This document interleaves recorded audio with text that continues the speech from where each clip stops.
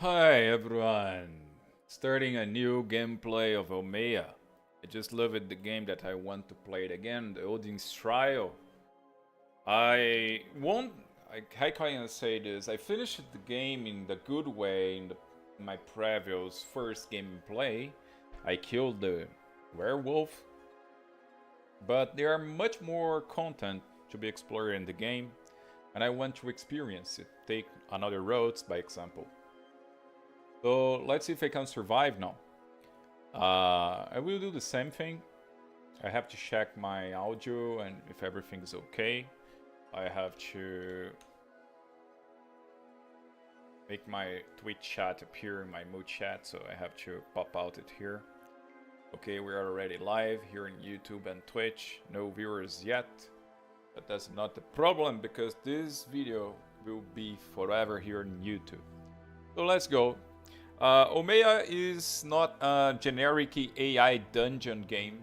It's a game that is reviewed by game developers. It has keywords that AI works around it, and it has a AI engine, so you can interact the game directly. And so I loved it. It keeps you in this scenario, so that's very cool. So I will play Odin's Trial again. I had my first character created. I feel bad that it's not saved. And here I have to cover here so I can create my character based in myself. So give me a second, I will change and make the... How can I say? My character now, so I have to get the code. Point my camera. Second, got the link.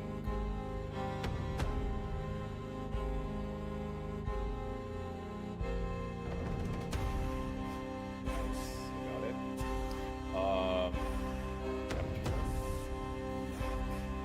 So we have a system that will digitalize and create a shot. So I'm trying.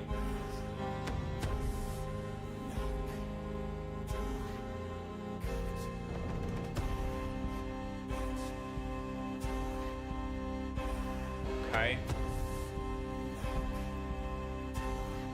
Ready?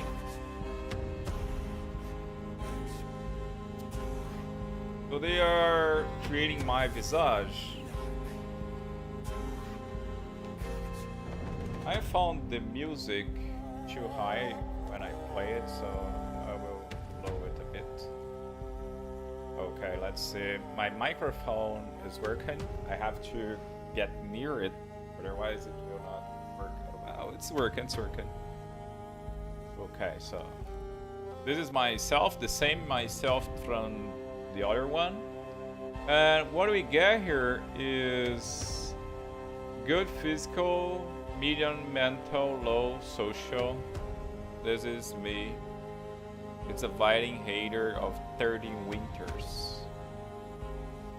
Okay, I will try to play a character like I am transmigrated to this body of the chosen.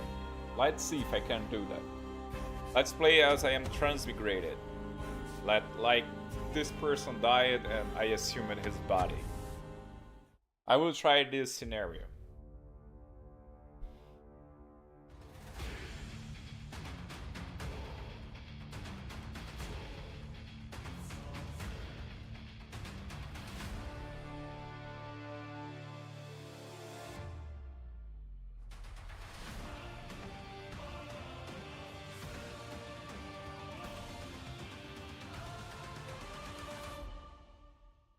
Okay. Then there it is. Finally. I am Hugin. Hugin. Thought. Yours specifically. The only part of your mind Odin left you. Your memory waits across this island. My brother Munin. Reach the frozen passage before the blood moon peaks. Or remain nothing. One problem. Fenrir's child guards the passage. Tonight it hunts the whole island. Can you outrun a god's wolf? It's a very interesting story. So Hunger and Munin are the two crowns.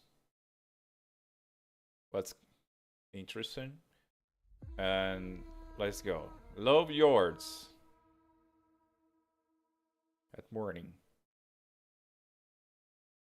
Your legs refuse you at first. The cold has settled into your joints like rust on iron. You force them straight, shivering so hard your teeth clack together. It's Water a cold runs place. from your tunic, freezing on your skin in the wind. You stand. The shore is a graveyard of splintered wood and pale corpses. The Drakkar is gone, reduced to ribs of black timber jutting from the gray water. Well, the Drakkar is the boat. The Vikings use it. To the north, the land rises into high cliffs. South, the shore curves toward what might be a beach. East, a dark forest presses close against the rocks. The sun hangs pale and low, offering little warmth. Okay. Shivering again. Good sign. The dead don't shiver, so you're doing your best to join them. That trail of red on the rocks. Someone didn't drown. Something dragged them.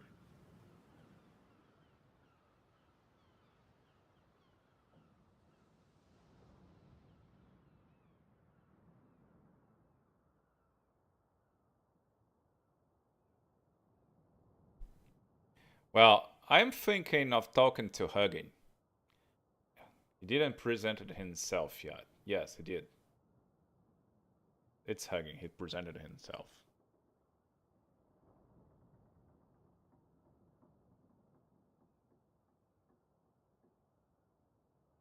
So let's think.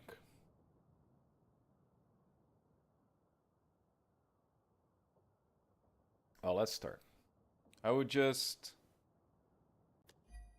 Hugging. No? Nice to meet you. What is this place? Where am I? Why can't I remember everything?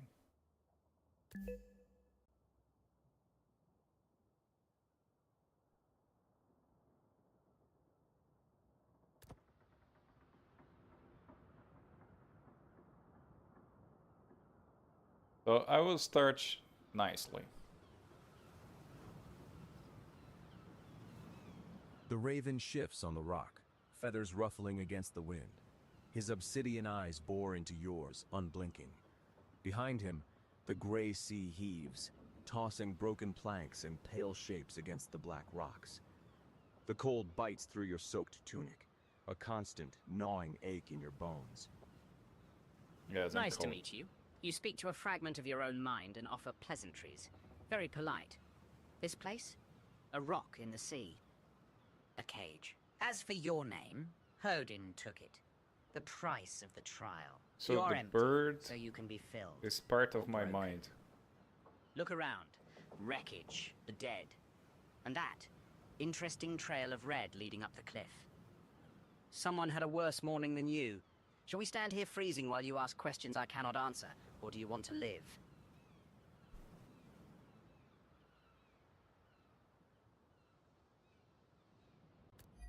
I want to leave, Hugging. Any suggestions? I think of getting everything I can here. Materials, weapons, dry cloth. Do you see anything that I don't? And then I will start to search for anything that I can loot over here.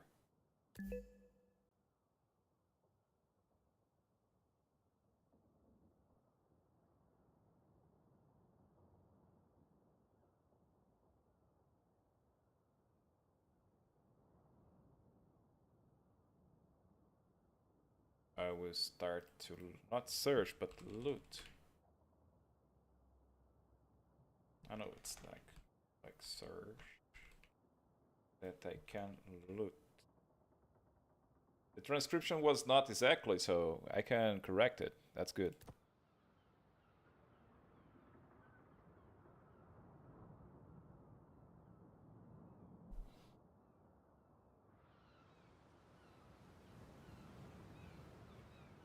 You turn your back on the raven, or try to. A fragment of your own mind is hard to ignore. The cold gnaws at your fingers as you wade through the wreckage. The sea has claimed much, but the storm tossed treasures onto the rocks alongside the dead. Near the shattered hull, a broken oar floats in the shallows. Coils of ship's rope lie tangled like guts. A scrap of torn sail, heavy with water, clings to a jagged rock. You check the bodies nearest the surf. One face down in the foam wears a leather satchel, still buckled tight. Another, half buried in shingle, clutches a mead flask in a stiff hand. A third has a sea axe knife at his belt, and a pouch of flint and steel. Heavy, sodden furs are tangled around them all, useless as they are, but better than nothing. On one bloated wrist, a silver arm ring glints dully. Practical. I like that. Strip the dead. They have no use for silver or steel where they're going. Though I'd hurry. The cold doesn't care about your looting habits, and those clouds look hungry. So we got lots of loot. Torn sail, ship's rope, broken oar, satch, meat flask, silver armor, wet furs, 6 knives, flint and steel. Okay, that's lots of things. Wet furs. Right, so furs. This is something that I didn't got in my first gameplay, the furs, but it's not here. In my inventory, I don't understand. And the treasure that was with us. It's not in the boat, where maybe it could go. I want to save it. I didn't raid for nothing. Do you know anything, Huggin? After the question, I start looking in the nearest places possible.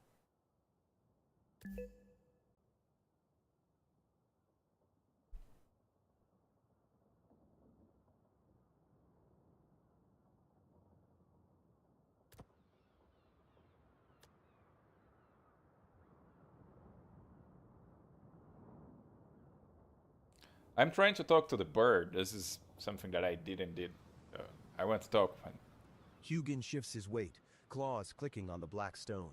The wind catches his feathers, but he doesn't shiver. Nothing moves but his eyes. Treasure. Gold. The things men die for. And did. The sea keeps what it takes, survivor. So it's not with me. Your plunder is feeding the crabs at the bottom of the fjord now. Unless you can hold your breath for a very long time. Look around you. Wood, rope, bodies. That is all that remains of your raid. The rest is gone. You ignore the bird's cynicism and scramble over the slick rocks, searching the debris. The storm scattered everything. You lift splintered planks, hoping to find a locked chest or a sack of coins beneath. Yeah. Nothing but wet sand and crushed shell. You check the bodies again, turning them over, digging through their frozen pockets. They carry only what they died with. A few useless trinkets, bone combs, a single bronze button that snaps off in your numb fingers. The ship's hold is gone. The cargo is gone. There is no gold here. Only the gray ocean, the black rocks, and the cold wind that cuts through your soaked clothes like a knife. Okay. The blood trail on the cliff catches your eye again. A stark smear of red. Oh, so the against IA gray is stone, trying to make me leading go up there. toward the flat ground above. The sun hangs low, pale and weak, casting long shadows that stretch across the wreckage.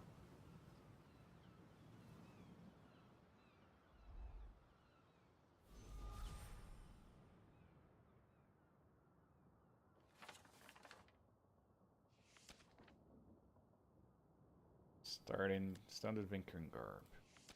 Okay. So the bird told me that there are wood, hope, and bodies. Did I got some rope? I want more. I will get one more hope and a few pieces of wood. I think that I will need this for fire. Then I will place them in the satchel and try to make a club as well. Get a wooden club would be good. Maybe I could even get another broken oar. I will see if there is some that I could use and make a lance.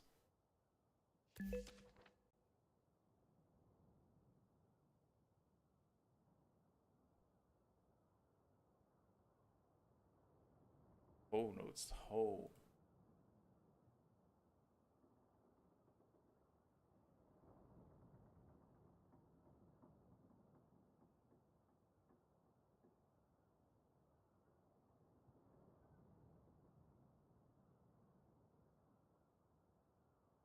Right, to make club.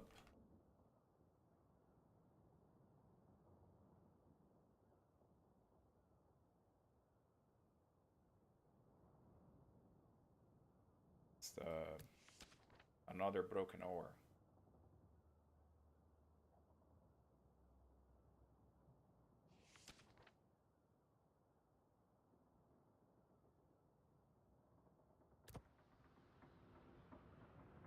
Let's see. There are wooden shields in the boat. I could get one. You move quickly, fingers stiff and clumsy in the cold. Another coil of rope goes into your satchel, followed by a few choice pieces of driftwood, dry enough to catch a spark, you hope. You find a length of heavy timber, jagged where it snapped from the hull, and hefted. It makes a crude club, unbalanced, but better than bare hands. A shield proves harder. You find a splintered plank, but the leather straps are rotted, and the wood is waterlogged. It might deflect one blow before shattering. You toss it aside. A lance? You find a long, straight spar, but without a proper head, it's just a heavy stick. You keep it anyway. Distance is a weapon in itself. A formidable arsenal. A stick, a longer stick, and rope to tie yourself to the mast when the madness takes you. You're preparing to fight a wolf with driftwood. But fire is honest. If you can light it. So I got another rope, a makeshift club, and wood scraps. That's good.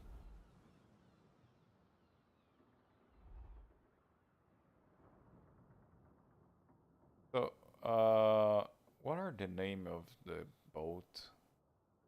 Drakkar. There are shields in the Drakkar. I will try to get one.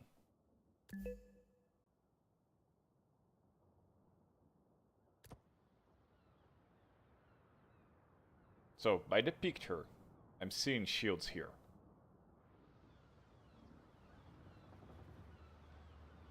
You scramble back toward the broken ribs of the Drakkar, slipping on seaweed-slicked rocks. The cold wind cuts through your soaked tunic as you dig through the tangle of timber. Most shields are gone, smashed by the waves or torn from the ship's side. Damn it. You find a boss, the iron center grip of a shield, still bolted to a splintered plank, but the wood around it is rotted and waterlogged. Further down, half buried in shingle, you spot the rim of another shield. You heave aside a heavy beam, your breath misting in the gray air, and pulled free. Find a usable shield in the wreckage. Let's try. Come on. That was a failure. Okay. I will not spend this.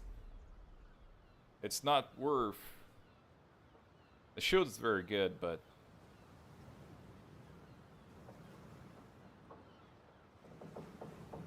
The wood gives way with a wet, sodden crunch.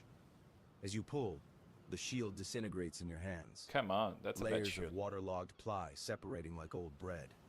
The iron boss dropping with a heavy thud into the freezing shallows. Useless. Bad. You're left holding a splintered handle and a fistful of pulp. The wind cuts through your soaked tunic, sharper now that your exertion has faded. Your fingers are white and stiff, clumsy as sausages. The cold is a weight in your chest, slowing your breath. A shield made of mush. Truly the gods smile upon you. Perhaps you can throw the pulp at the beast. It might slip on the wet wood. You are shivering harder, survivor. The sun is moving. Standing here admiring your broken toys will not warm your blood. That's true, Hagen. The raven hops onto a higher rock, black feathers stark. To the south, the shore curves away toward a beach that might offer shelter. North, the land rises into high, forbidding cliffs. East, the forest waits, dark and still.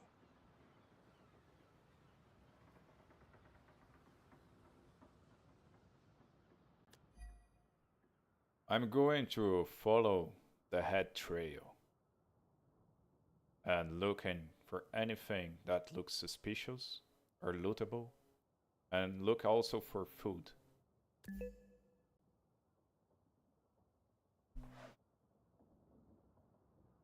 It's not head. Head.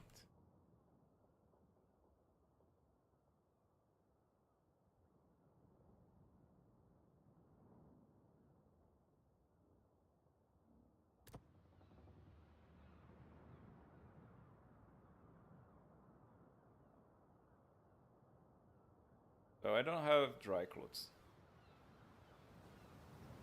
You scramble up the slick rocks, following the smear of red. The wind howls off the water, cutting through your soaked tunic, but you force your stiff legs to climb. The trail ends on a flat patch of ground above the shore. The smell hits you first, copper and rot, thick enough to taste. A body lies there, or what remains of it. The head is gone. The chest is a ruin of exposed ribs and raw flesh. One leg ends in a jagged tear below the knee. This wasn't a drowning. This was a feast. Hey man, that was insane, bro. So that's it. No A legs, messy no eater. heart, no Look at head. the tears on the bone. Not a wolf. Too strong. Too angry. Something else wears the fur here. You scan the ground around the courts, desperate for anything edible. The storm washed the shore clean, and whatever this man carried was taken or destroyed. You find nothing but bloodied shingle and a few scraps of torn cloth. Your stomach growls, a hollow ache that the cold cannot drown out. The sun hangs lower now, shadows stretching long across the rocks. Already? You need warmth, and you need food, and this dead man has neither.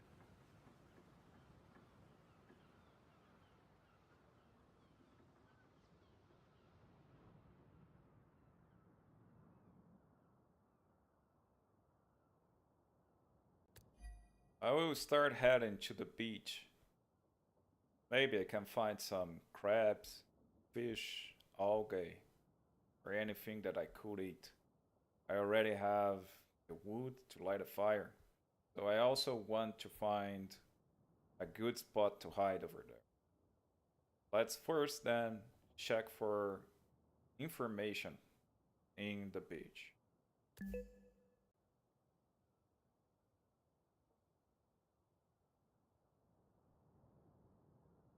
It's not information, let's scout informations.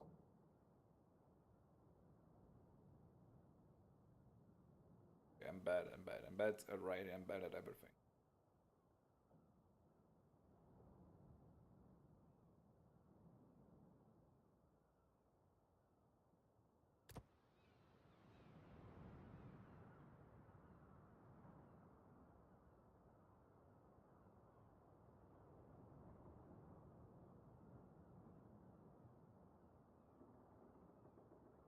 Beach.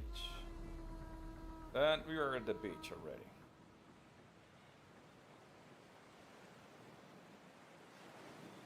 The path down from the cliffs is steep and treacherous, loose shale sliding under your boots. You descend into the beach, the terrain softening underfoot from jagged rock to packed sand and shingle.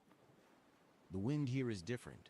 Less a knife, more a heavy, damp weight that presses your soaked clothes against your skin.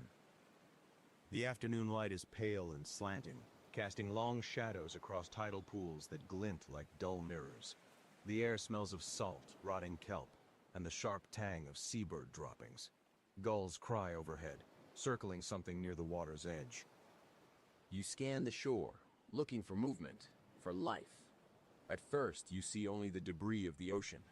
Driftwood piled like bones, tangles of kelp, shells crunching under your boots. Let's kelp. Then you see him.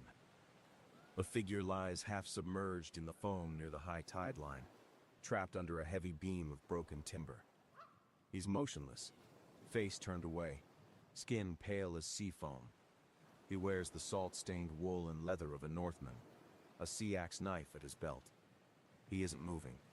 He might be dead. Another one for hell. Or maybe not. Look at his chest. Barely moving. The cold is taking him. Inch by inch. A fire would save him. You have the steel. Do you have the wood? Yeah.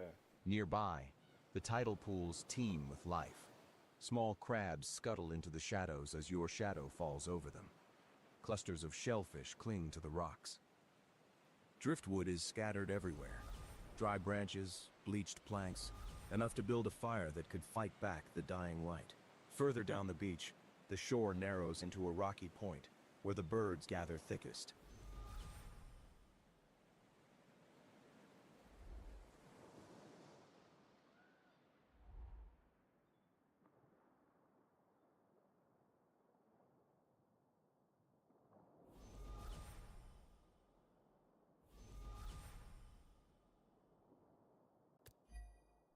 I will grab the man, get him out of the water. See if he can speak, if not I will try to wake him up. Then bring him to somewhere where the winds are not too hard.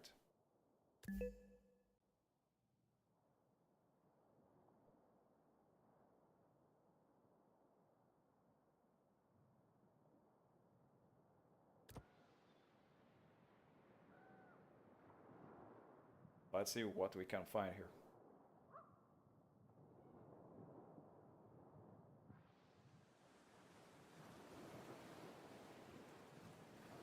You wade into the freezing surf, the shock of the water stealing the breath from your lungs.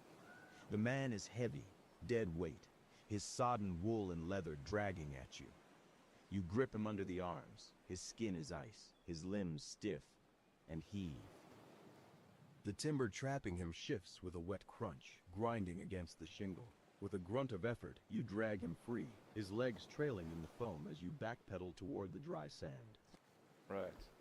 He doesn't wake. His head lolls, eyes half open, staring at nothing. His chest barely rises. Shallow, ragged gasps that mist faintly in the air. You scan the beach. The wind cuts across the open sand, relentless. To the north, a tangle of large driftwood logs piled against the base of the cliff offers a partial windbreak. It's not shelter, but it's something. Right.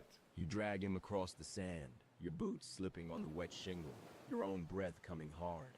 Every step is a battle against the weight and the cold. You reach the driftwood pile and maneuver him into the lee, out of the direct wind.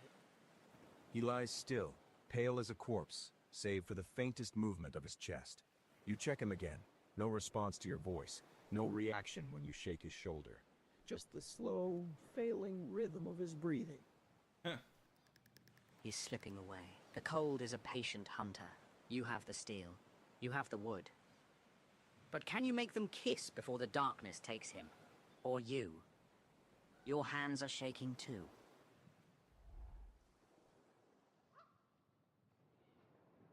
Okay, so it's difficult 4. I have to bring him before he dies.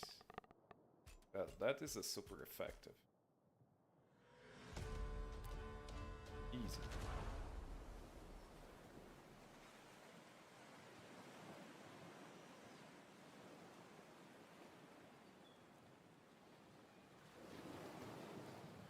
Adrenaline, hot and sudden, floods your veins. The dead weight of the man seems to lighten as you heave him across the sand. Your boots find purchase in the shingle. Your grip holds firm. Yeah, I'm strong, bro. You reach the driftwood pile not as a stumbling wreck, but with purpose. You lay him down in the lee of the logs, Again? shielded from the worst of the wind. Your chest heaves, but the cold bite has faded, replaced by the burn of exertion. The man lies still, his skin waxen, his breath a ghost of mist. He is alive, but only just. The fire steel in your pouch feels heavy. The wood is all around you. The time for talking is done. Impressive. You didn't drop him. But look at his lips. Blue. He's standing on Hell's... You have the steel. You have the wood. Strike the spark, survivor. Or you dragged a corpse for nothing.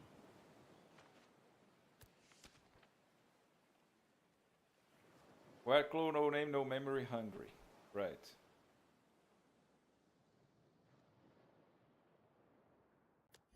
I'll get some logs. There are lots of woods nearby.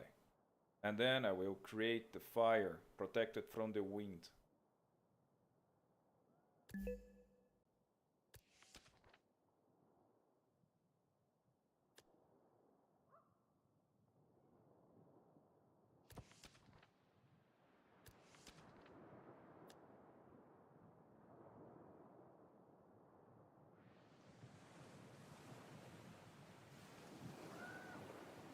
You move quickly, This scanning thing the debris gives for the driest timber. The wind is relentless, snatching at your clothes, but you find what you need. Thick logs from a broken mast, bleached branches that have spent days drying in the sun, and a nest of dry twigs and seaweed tucked inside a hollow log. You drag the haul back to the driftwood pile where Leif lies. His breathing is shallower now, a faint rattle in his chest. I You build already a know small his name. This shelter is of something stones that and the larger game logs, is wrong for. creating a windbreak How around would the I know kindling. his name? The space is tight, cramped, but it cuts the worst of the gale.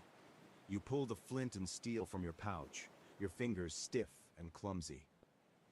The first strike sends a shower of sparks, but the wind eats them before they can bite. You crouch closer, shielding the tinder with your body, and strike again. Okay, so here I can use store points.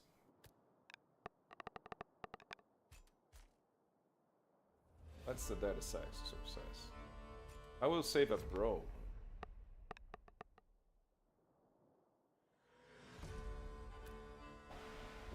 Can't leave and leave like this.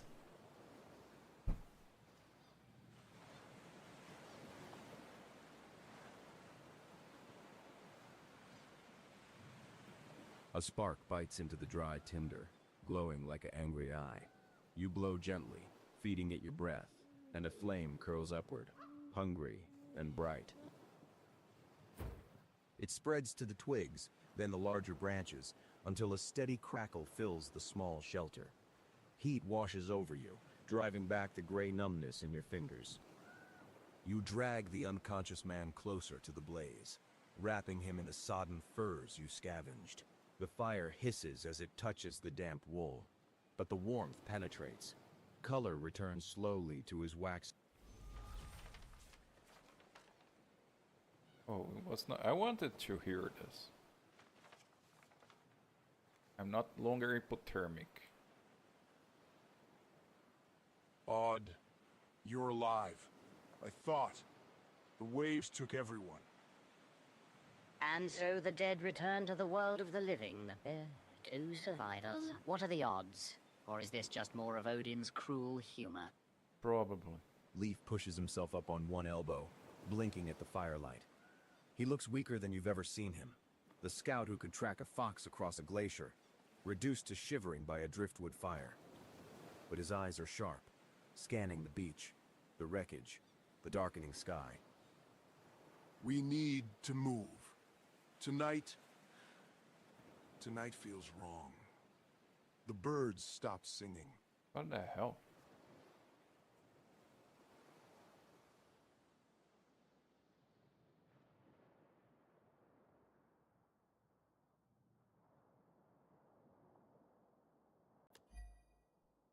Start talking. A lot of work to make you wake up. I don't know where am I. I don't know who I am. I don't know who you are. I don't know nothing. I'm just trying to survive here. And now, you tell me to move? Move to where?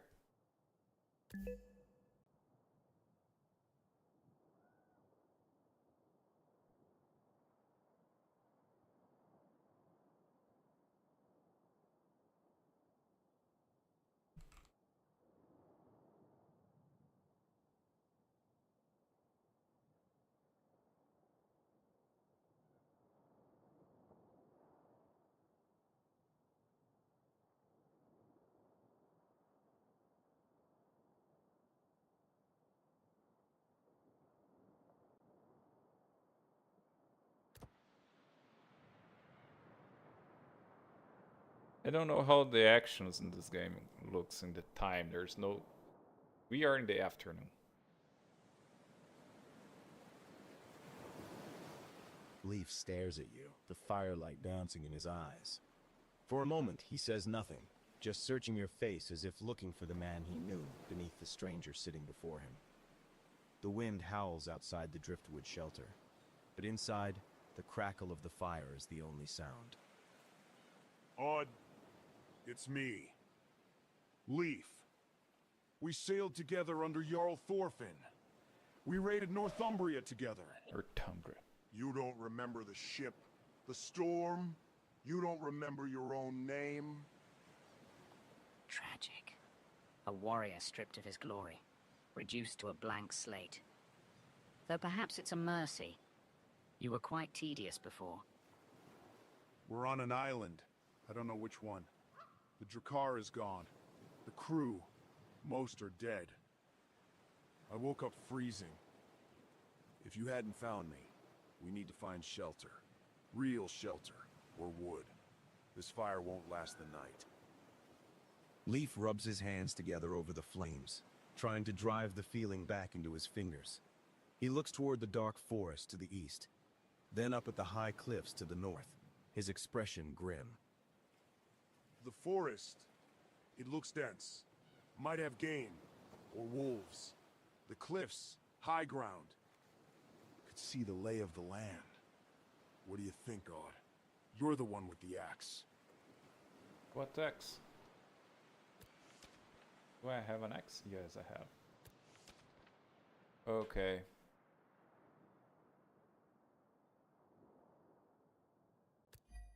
Let's try to get food here first. Try to get algae, crabs, fish, birds, anything you can get. I will do the same. I'm hungry.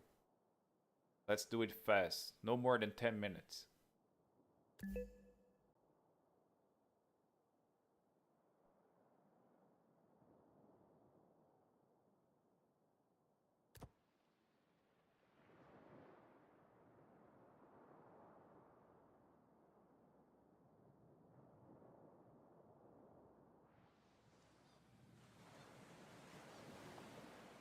You scramble up from the fire, the heat lingering on your skin as you hit the cold sand. 10 minutes. That's all the hunger allows. You sprint toward the tidal pools, boots sinking into the wet shingle. The gulls erupt into the air, screaming as you invade their feast. The first pool is a frenzy of life. You plunge your hands into the freezing water, fingers numb, snatching at darting shadows. What? A crab claws your thumb, sharp, hot pain. But you crush it against a rock and toss it into your satchel. Another. Then a handful of shellfish, their shells slimy and cold. Shellfish. You move down the beach, grabbing at anything that moves. A cluster of seaweed goes into the bag. Bitter, but food. You spot a larger crab scuttling toward the rocks and lunge, your club smashing down just a fraction too slow. It vanishes into a crevice. The wind cuts at your back. The gulls circle and mock. Time is slipping away. 10 minutes to raid the ocean's pantry. You're grabbing at scraps like a starving dog. But the sea is generous, if you're fast enough. Yeah. Okay, let's roll the dice. We got something. I don't understand. They tell me that I got the things, that they make me make a test, and then it makes the same thing. They talk to them. Your hands move with a desperate rhythm, the cold forgotten in the rush of the hunt. You snatch another crab from the shallows, its claws snapping at empty air, and toss it into the satchel. A cluster of shellfish yields to your pry bar, popping free with a wet crunch. Seaweed, green and slick, joins the pile. The gulls scream overhead, angry at the thief stealing their bounty. But you ignore them. 10 minutes, maybe less. Your satchel is heavy, sloshing with seawater and wriggling life. You scramble back up the beach, boots sliding on the shingle, breath puffing in white clouds. Right. Back at the driftwood shelter, the fire has settled into a steady glow. Leif is sitting up now, his back against a log, watching you approach with hungry eyes. You dump the catch onto a flat stone beside the flames. Crabs, shellfish, heaps of seaweed. It's a feast compared to empty bellies. Yeah. By Thor's beard, you found enough. Raw? We'll be sick if we eat it like that. You set to work immediately. The driftwood fire is hot enough. You skewer the crabs on sharpened sticks and prop them over the flames. Nice.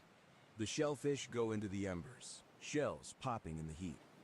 The smell of cooking seafood fills the air. Rich, salty, mouth-watering. Your stomach growls loud enough to startle a gull. Minutes pass. The crabs turn red, the shellfish steam open. You pull them from the fire, burning your fingers, not caring. You crack a shell, revealing white meat inside, and offer the first piece to Leif. He takes it, nodding thanks, and eats greedily. You follow, the hot meat searing your tongue, filling the hollow ache in your gut. The seaweed you roast briefly until it dries and crisps, chewing the salty strands. It's not a hall feast, but it's life. Look at you. 2 wolves tearing at scraps. Enjoy it. The night is long, and the crab supply is not infinite. Right. Inner cut in the thumb.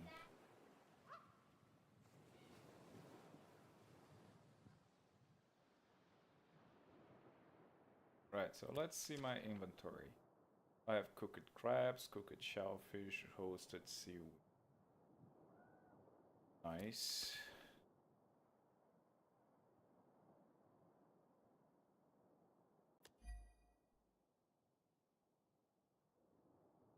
Leif's, we ate.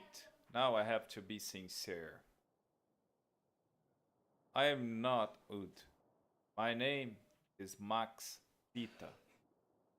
I am from another world.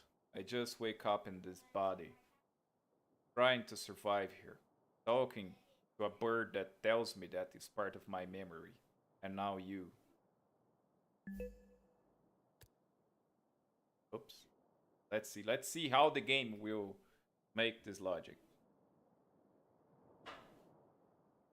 I'm not Ud. Max Hitler. Again like this.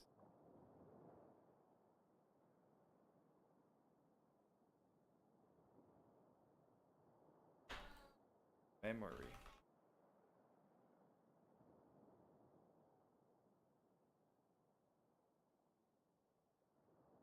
Now you.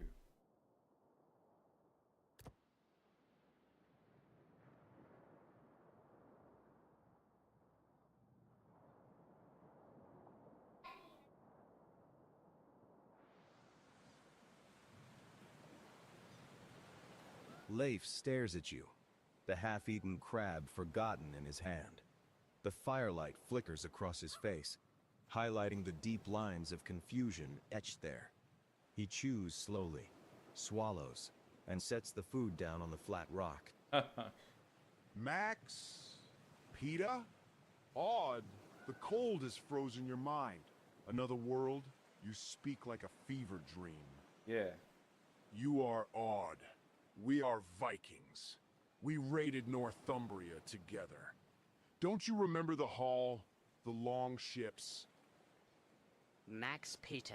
A fine name for a warrior. Sounds like bread. Another world? How quaint. You think you fell from the sky? Or perhaps crawled out of a whale's belly? More or less like that. Head wounds, they do strange things. My cousin took an axe to the skull once. Thought he was a goat for 3 weeks. You remember the axe, Odd? The raid? Or just this, Max Pita? Leif reaches out, hesitates, then grips your shoulder. His hand is warm, firm, grounding. He looks into your eyes, searching for the man he knew. It doesn't matter what you call yourself right now. You saved my life. That makes you shield brother. Max, Odd. It's all blood and bone. But we can't stay here. The fire won't last forever. And So this my beach conversation with feels the AI is not important. I would like to have a chat. exposed. Touching. A bond forged in hypothermia and crab meat. But the Raven is right. The sun is sinking. The shadows are getting long. Do we wait for the dark, or do we move? I want to move to somewhere I didn't go in the past. Leif, what are the directions that you suggest? You told me that you are a scout. You may have sense of directions better than mine.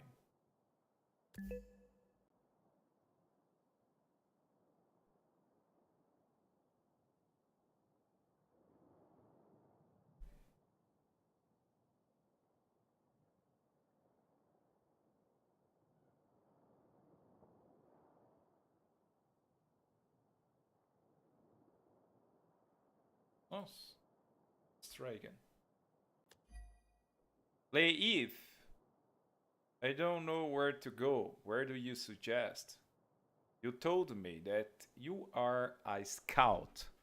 You may have sense of direction better than mine. Let's see if the transcribing's word.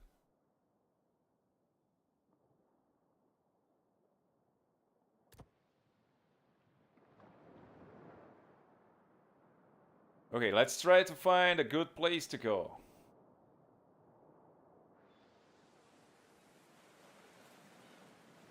Leif wipes the grease from his mouth and stands, shielding his eyes against the pale sun.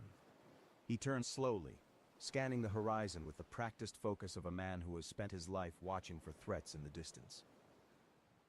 A scout's eyes are useless without landmarks, Max. But I see the shape of this rock. To the north, those cliffs rise high. High ground means we can see where we are, maybe spot a ship or smoke from a settlement.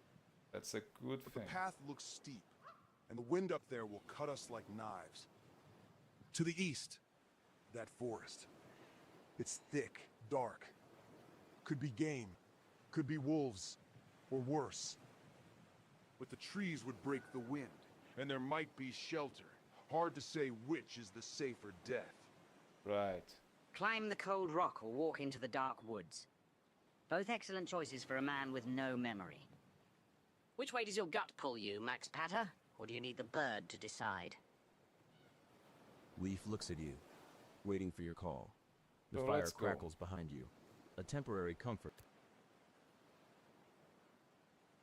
I will skip this. Right.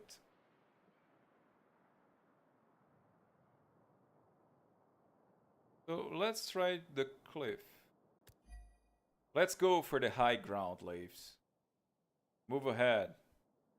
Don't forget to look for lootable things. And be cautious. Try to find danger before the danger finds us.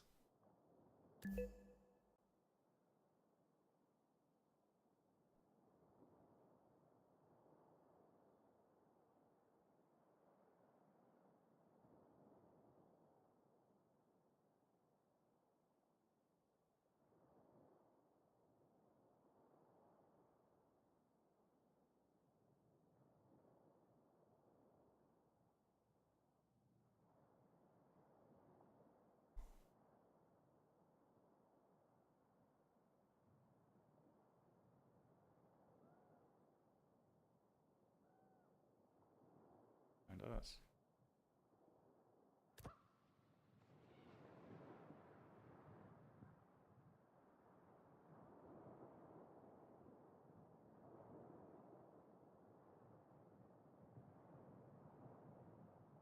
Okay, so we are going to the high ground. Low Fjords. So we got back to the wreckage.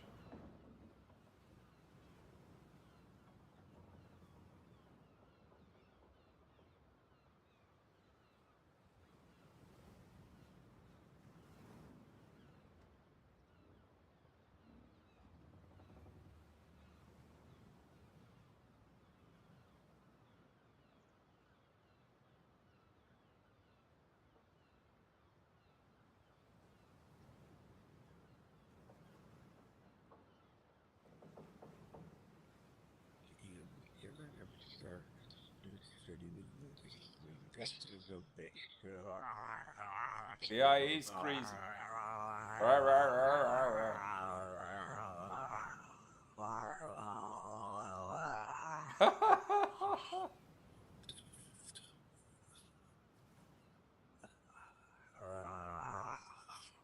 Oh, I can't.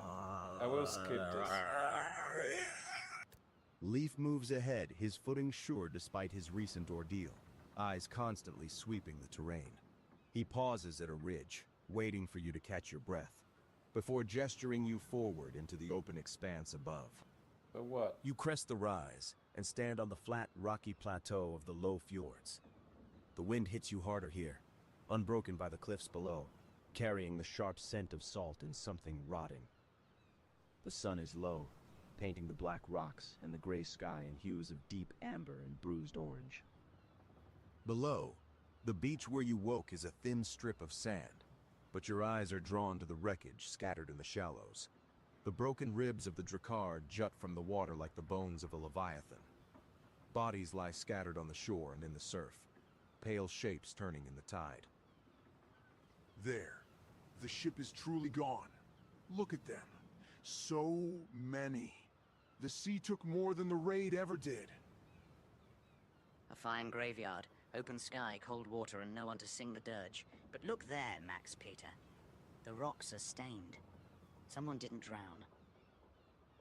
Leif follows Hugin's gaze, or perhaps just his own scout's instinct, and points toward a smear of red on the pale rock face leading up from the water's edge. What do we have here? It cuts through the frost, a stark trail that ends near a jutting outcropping above the tide line. A shape lies motionless there, darker than the seaweed around it. Blood. Fresh enough. Dragged. Not washed up. Whatever did that, it wasn't the waves. The plateau stretches out before you. To the north, the land rises even higher toward towering cliffs. To the east, a dark, dense forest looms at the edge of your vision, the trees swallowing the light. The wind howls across the open ground, reminding you that you stand exposed.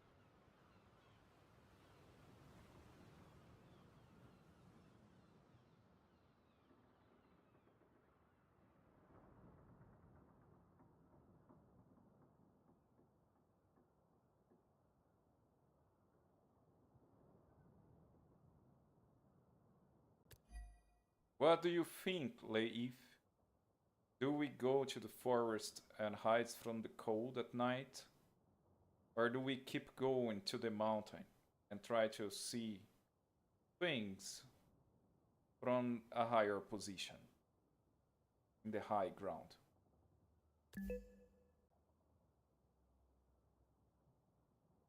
That's why I want a partner. I don't have to make decisions alone.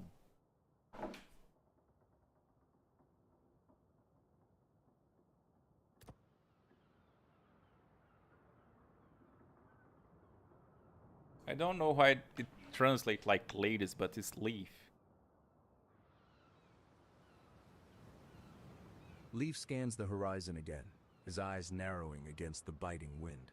He glances at the dark tree line to the east, then up at the towering cliffs to the north, weighing the unseen dangers of both. The forest at night. That's a wolf's den, Max. We'd be blind.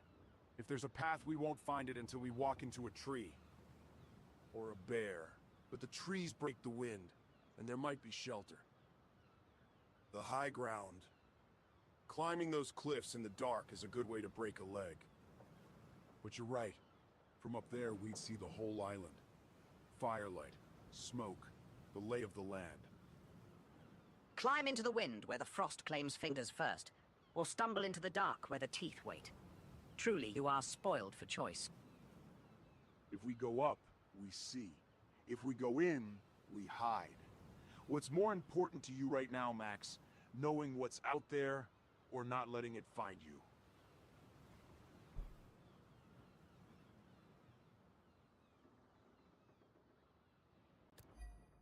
Let's climb.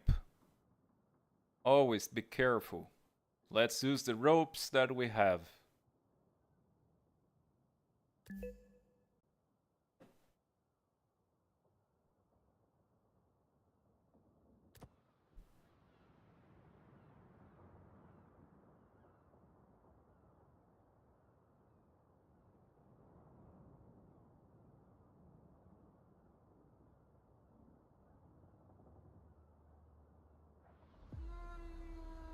Hive swords.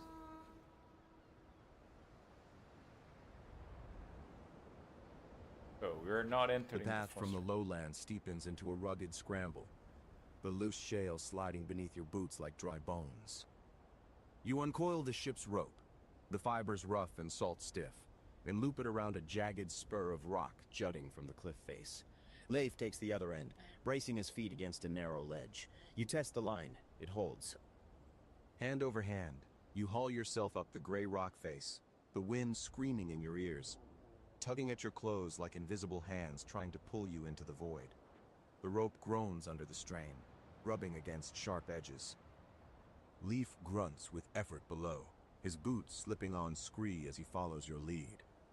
After a final, lung-burning heave, you crest the rim and roll onto the flat, wind-blasted plateau of the high fjords. You stand and catch your breath, the air here thinner and biting. The sky burns through salmon and violet, the last light of day catching crimson on the blackstone. To the west, the ocean is a churning abyss of gray and white, the mainland a distant smudge on the horizon. Below you to the south, the low fjords and the beach are tiny patches of color in the gathering gloom. To the east, the dense forest of the interior stretches out like a dark stain. The wind here is relentless, cutting through your layers with a cruel efficiency. Near the edge of the cliff, barely visible in the fading light, you spot a dark opening in the rock. A burrow, low and forbidding. Oh, that's good. By the gods, the wind up here could flay a man. Look at that hole. Something lives there, or died there. A fine view for a funeral pyre. You can see exactly where the waves will smash you if you slip. But that burrow, it has a smell, doesn't it? Old meat. Leif edges closer to the burrow, peering into the shadows. He recoils sharply, his face paling in the twilight. Bones. Human bones. And parts of them. Ribs, skulls. This is a lair, Max. Something feeds here. Interesting. The sun dips below the horizon, and the temperature plummets with it. The light shifts from crimson to a bruised purple. The wind howls louder, a mournful cry echoing off the cliff faces. You are exposed here, standing on a rooftop of rock with no shelter and a predator's larder at your feet.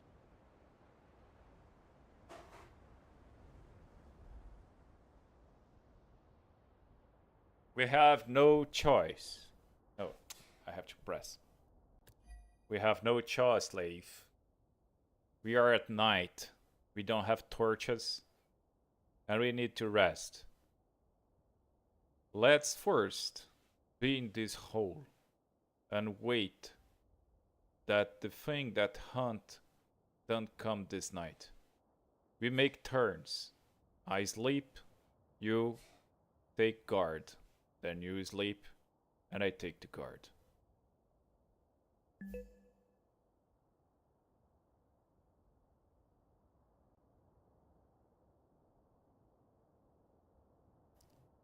Play this. Leif.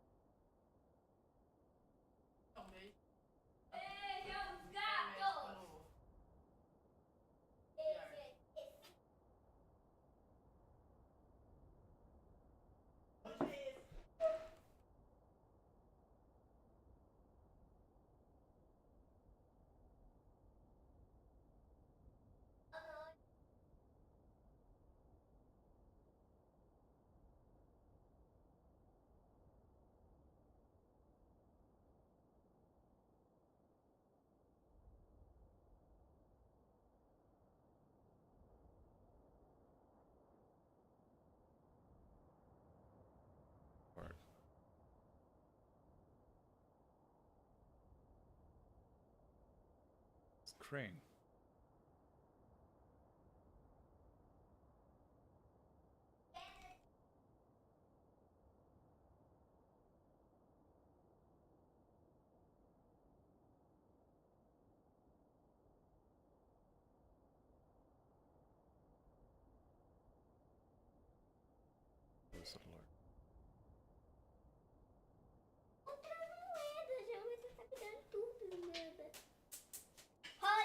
Do I have anything that can make a trap?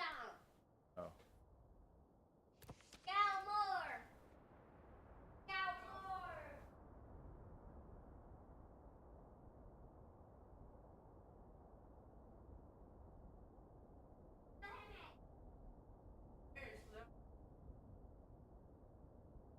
Ah, 8 horas do.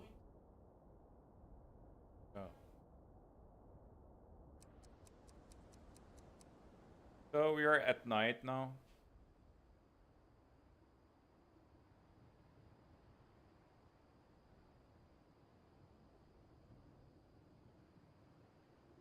Sediation, warming up, minor cut on the thumb, exposed to wind hasting. But I was in the hold, so I would not be exposed to.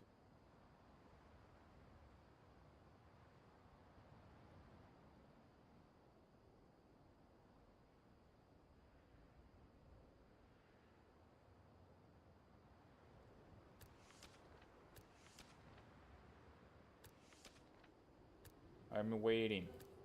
Sometimes the game is slower. What's this? Oh, so this is my way. I didn't know we had a map. So we are here, went to the shore, and then we go to the cliff. So here's west, east, north, and south.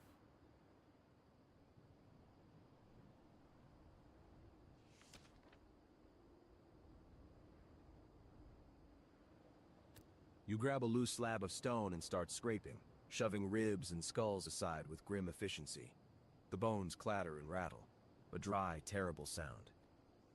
Leif hesitates, his face pale in the fading light, but then he joins in, kicking a scatter of vertebrae out into the dark. Together, you clear a space just large enough for 2 men to lie prone, sheltered from the worst of the gale. The floor is hard stone, cold enough to seep through wool and leather instantly, but the wind no longer cuts you to the bone. Sleeping in a grave. The gods have a strange sense of humor, Max. Of course it has. You settle into the cleared space, pulling the wet furs tight around your shoulders. The darkness deepens, the sky turning from bruised purple to absolute black.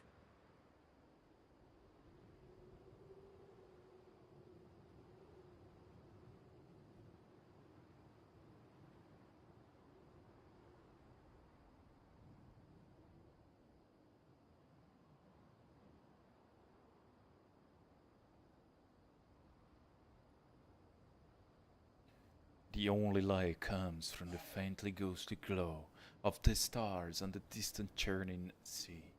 Leif sits at the entrance, his back against the rock, hand axe resting across his knees. His eyes are wide, scanning the black void beyond the cliff Sleep. edge. I'll wake you if the wind changes, or if something comes. Sweet dreams, Max Pita. Don't let the bedbugs bite, or the wolves, or the thing that left those ribs.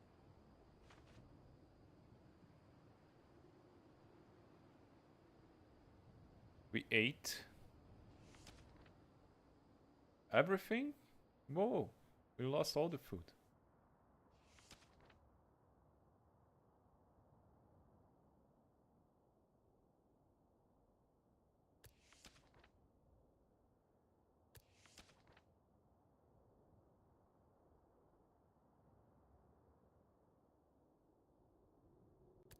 Good night.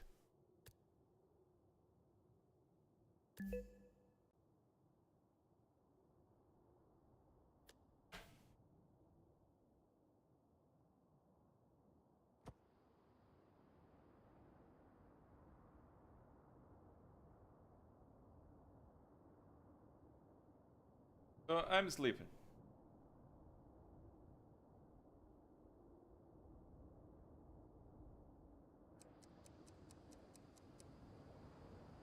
Oh, there's Darkness a moon. swallows the plateau.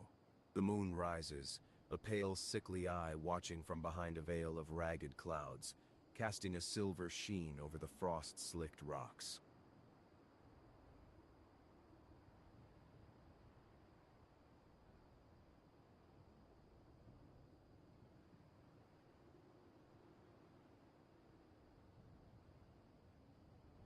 Oh, there's...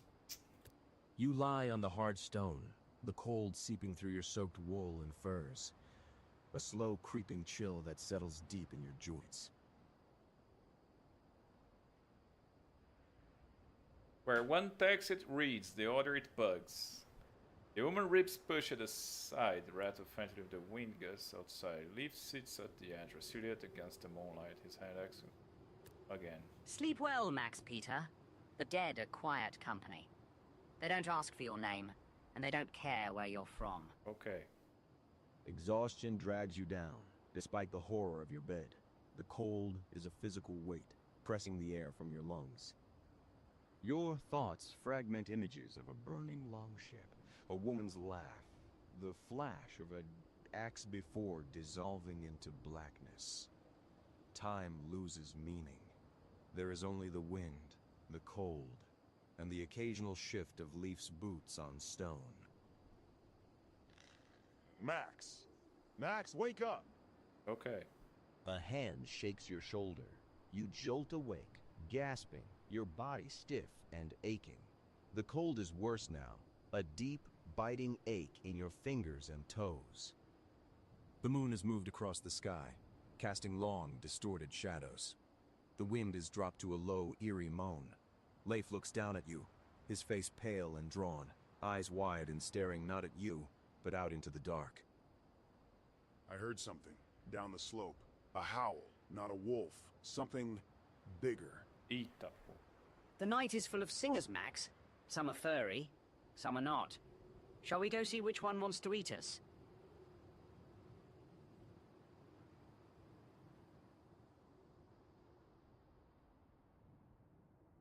Oh, this is strange.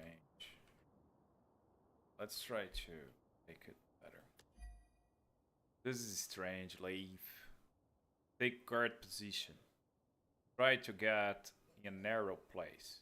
If something is going to attack us, it will sleep and down before it reaches. Let's hope that we can win it, even without a fight.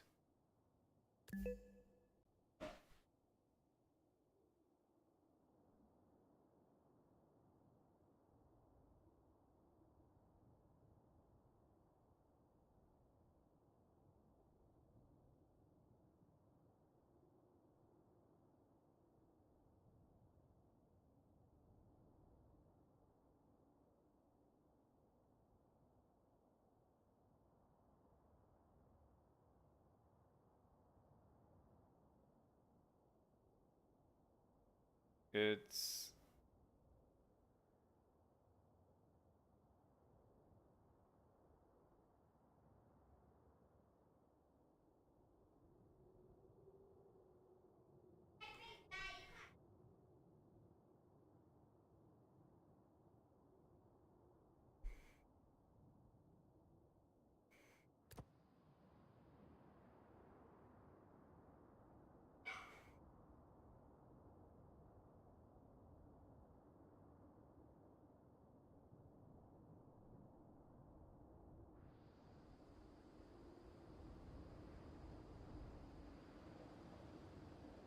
So something is going to attack me. You scramble to your knees, the hand axe coming to your hand like an old friend.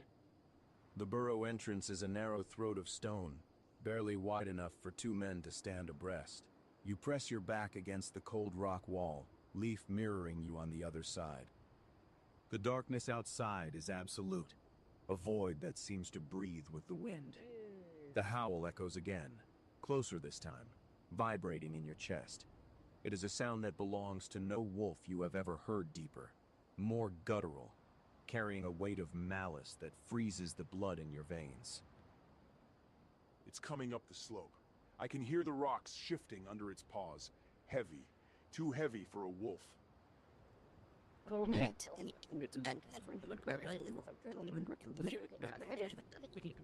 Off to Figure's hander. Assuming it wants to eat you badly enough to crawl into a hole full of angry Vikings. Leif grips his axe tighter, his knuckles white in the moonlight. His breath comes in short, sharp bursts, fogging the air between you. The wind drops suddenly, as if the world is holding its breath. Okay. Then, A low growl rolls from the darkness just beyond the entrance. It is a sound of hunger and impatience. You see nothing but shadow and starlight, but you can feel the weight of something massive standing just out of reach. Can you smell it? Like wet fur and old blood. The silence stretches, taut as a bowstring. The beast does not attack. It paces just outside the ring of light, testing the air, perhaps sensing the trap. You wait, muscles coiled, every sense straining into the dark. Okay. The moonlight casts long, distorted shadows across the rocky plateau, but the entrance remains a black void. The only sound is the wind, and the heavy, rhythmic breathing of something that is not quite a wolf. So what is the beast?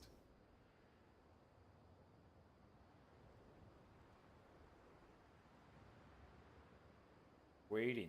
It knows you were there. It's deciding if you are a wolf for the trouble. Or maybe it's just enjoying the...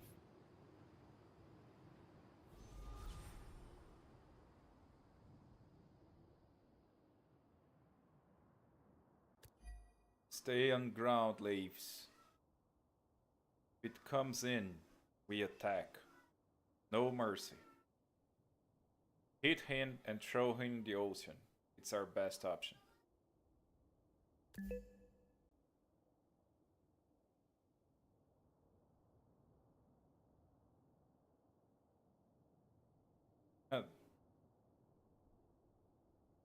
I have to be closer to the microphone, I believe. Let's try again. Leif. Stand your ground. We are going to attack if he invades the burrow. Attack with all your might. Use your DX. And then we kick him out of the burrow directly to the ocean. The foe must kill him. And the cold as well. That's our best option. Stand on ground. Be alert. And attack.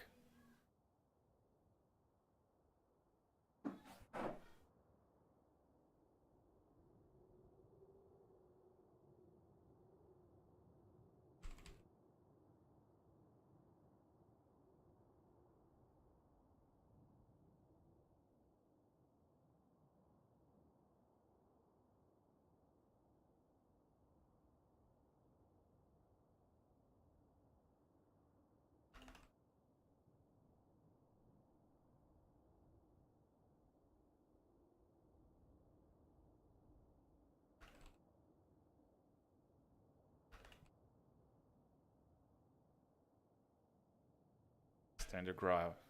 Be brave.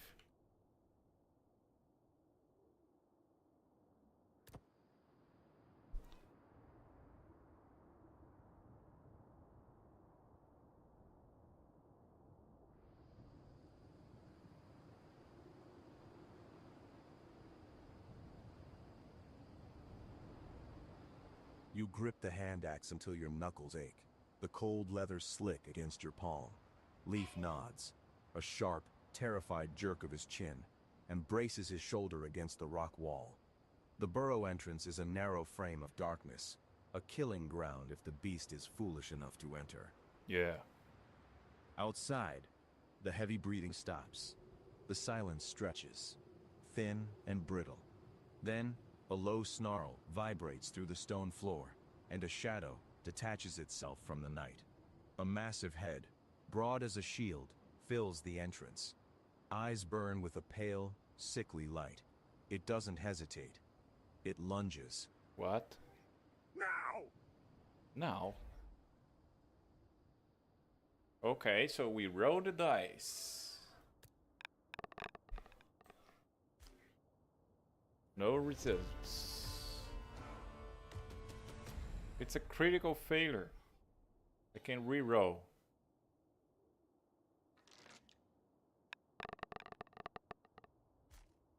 Again. Let's re-roll again. It's not possible that we die here. It's our best attack. Finally. I just lost 3 story points.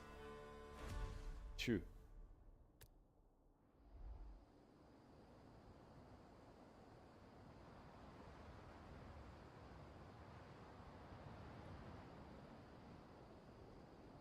The beast fills the entrance, a wall of matted fur and muscle.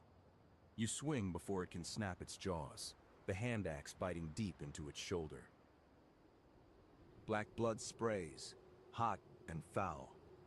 Leif roars, his own axe hacking at the creature's flank. The beast howls, a sound like tearing iron, and thrashes in the confined space. So, You drive the weight of your body behind the next blow, the axe sinking into the thick muscle of its neck.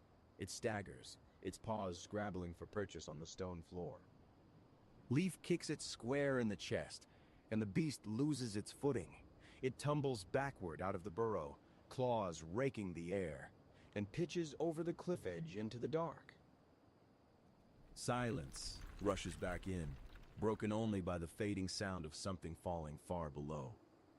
You stand panting, steam rising from your shoulders, the axe heavy in your hand. Leif leans against the wall, sliding down until he sits on the blood-slicked floor, chest heaving. what now? It's gone. Do we kill it? A long fall and sharp rocks. Even a monster's blood has limits. But the night is young, Max Pita, and the smell of fresh blood carries. So what now? The adrenaline fades, leaving you trembling. The cold seeps back in, sharper than before. The burrow is a mess of blood and scattered bones. Outside, the moonlight paints the plateau in silver, indifferent to the violence. We can't stay here. The blood will draw others. We need to move. Now. Interesting. The forest to the east, or back down to the lowlands? The choice is yours, Max, but choose quickly. So they are attracted by blood.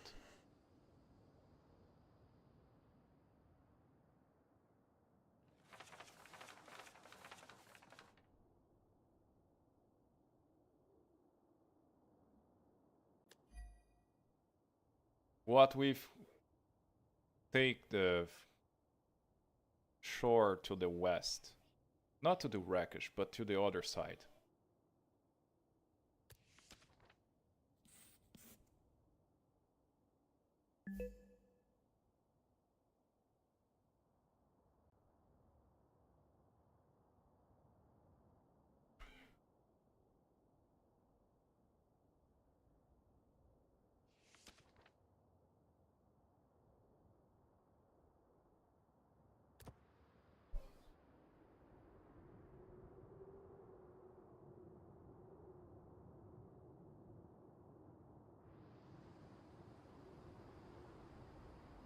You turn toward the west, where the moonlight glints off the churning black water. The plateau ends abruptly, in a sheer drop of jagged rock, falling hundreds of feet down to the boiling surf. There is no shore here, no beach, no other side, only the ocean and the sharp teeth of the cliffs waiting below. The wind howls up from the depths, carrying the salt spray that coats your face in a freezing film. That's the open sea, Max. Nothing but rock and water down there. If you mean the mainland, it's a smudge in the distance. We can't reach it from here. Right. Unless you've grown wings in the last minute, that path ends in a splash. A short fall, a hard stop, and then the crabs have a new meal. Leif points to the south, where the land slopes down toward the low fjords, and then to the east, where the dark forest swallows the horizon. So we need to enter the forest. South takes us back to the lowlands. East. Into the woods. Which way, Max? We can't stand here.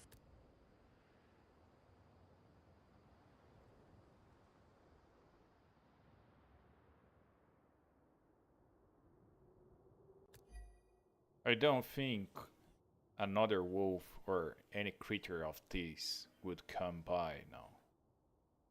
Or do you believe there are others? It's not better to be here and pass the night. We already killed the big one.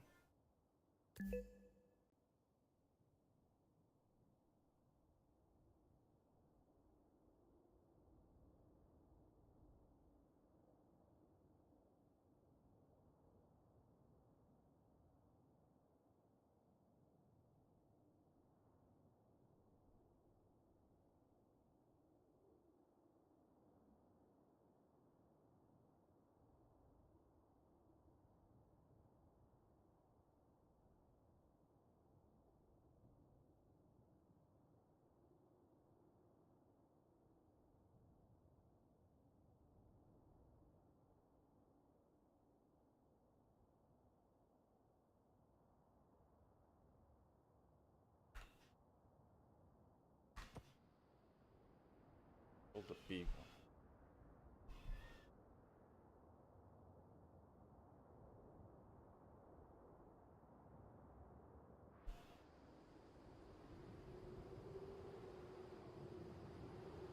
The wind howls through the burrow entrance, carrying the copper tang of fresh blood out into the night. Right. The black puddle on the stone floor gleams in the moonlight, a stark beacon against the gray rock. Leif stares at you, his eyes wide and incredulous, then gestures sharply at the smeared entrance. Others? Max, look at this blood. It's a dinner bell. If that thing has a mate or a pack, we're trapped in a hole with one way out. Optimism. A rare luxury in the frozen north. But did you see it heal? Did you see it stop breathing? Or did you just watch it fall? Leif paces the small space, his boots crunching on the scattered bones. He glances out at the dark plateau, then back at you, his face set in hard lines. We can't stay. The cold here, it's getting worse. If we sleep now, we might not wake up. Okay. We need to move. Down to the trees, or back to the lowlands. But not here. The night is young, Max Pita, and the smell of fear is sweet. Do you really want to bet your life that you're the only killer on this rock? The moonlight casts long shadows across the plateau, illuminating the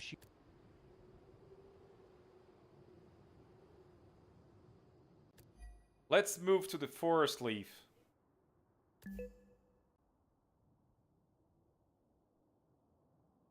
Huh.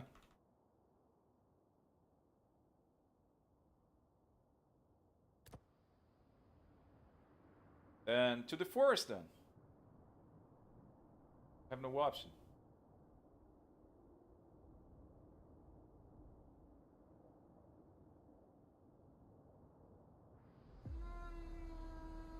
North Forest. And why the moon is red? The descent from the high fjords is a scramble over loose scree and through wind-stunted scrub, the path narrowing as the trees close in.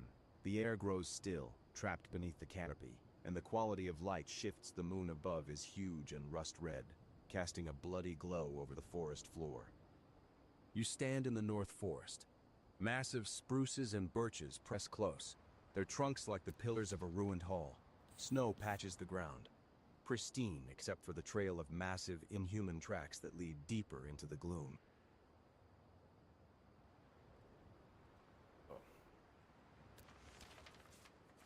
To the south, the forest thins slightly, opening toward the plains. To the west, the path climbs back toward the high cliffs. Eastward, the trees grow denser, and a faint trail winds toward a lookout point. Nearby, a frozen stream gurgles weakly beneath the ice, and the massive shape of an ancient oak looms against the sky, a crude structure nestled in its branches. This place, it feels wrong. The trees are too old, and those tracks, they're fresh. Do you see the markings on the bark? Right. A lovely spot for a midnight stroll, if you enjoy being watched. The oak has teeth, Max Pita. Best not to smile back. A long, lonely howl echoes from the depths of the forest, answered by another closer by. The sound is not quite a wolf, something deeper and more resonant.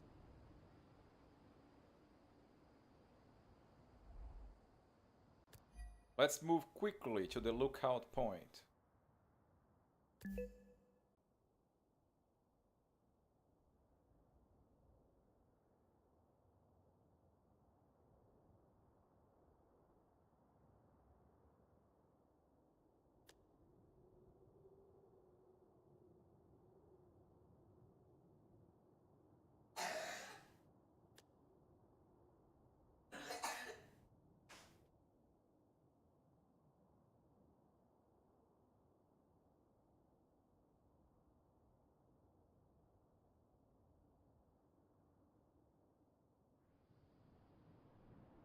Well, there are suggestions. This is good. I will try to use them more.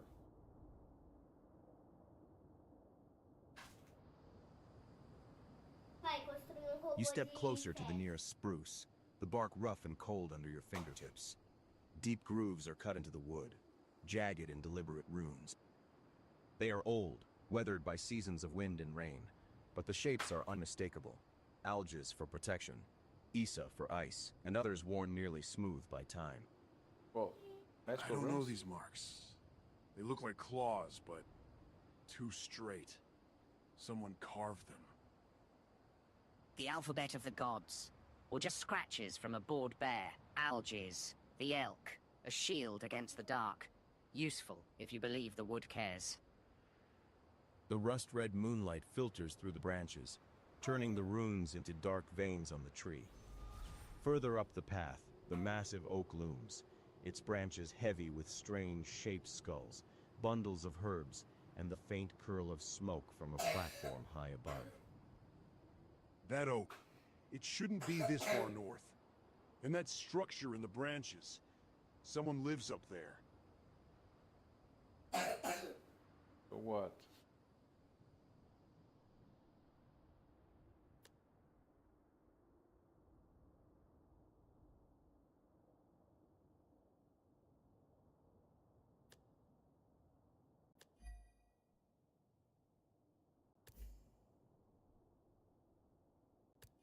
Let's take a look in the structure.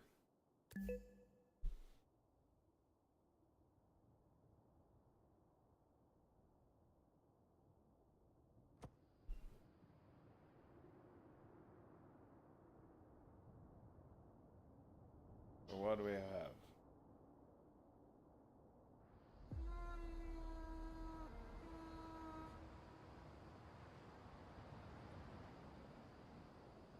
Oh, there's a house. You crunch through the snow Snow toward the ancient oak, its gnarled roots gripping the earth like arthritic fingers. The tree is impossibly large for this latitude, a giant among the stunted spruces. So what? Hanging from the lower branches are animal skulls, deer, wolf, something larger bleached white and rattling in the wind. Bundles of dried herbs and strange bones sway beside them, clacking softly like dry teeth. A crude structure clings to the trunk 4 men above the ground, a platform of rough-hewn planks anchored by thick ropes. Smoke curls lazily from a fire pit in the center, carrying the scent of burning pine and something sharper, almost like incense.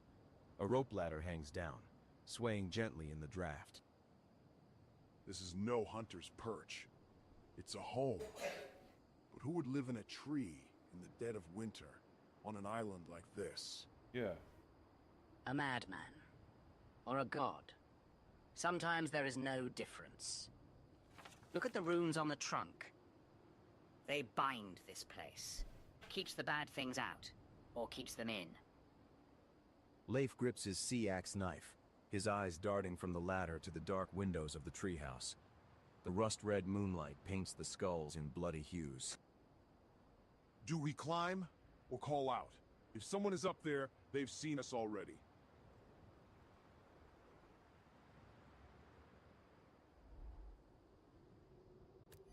Make the call.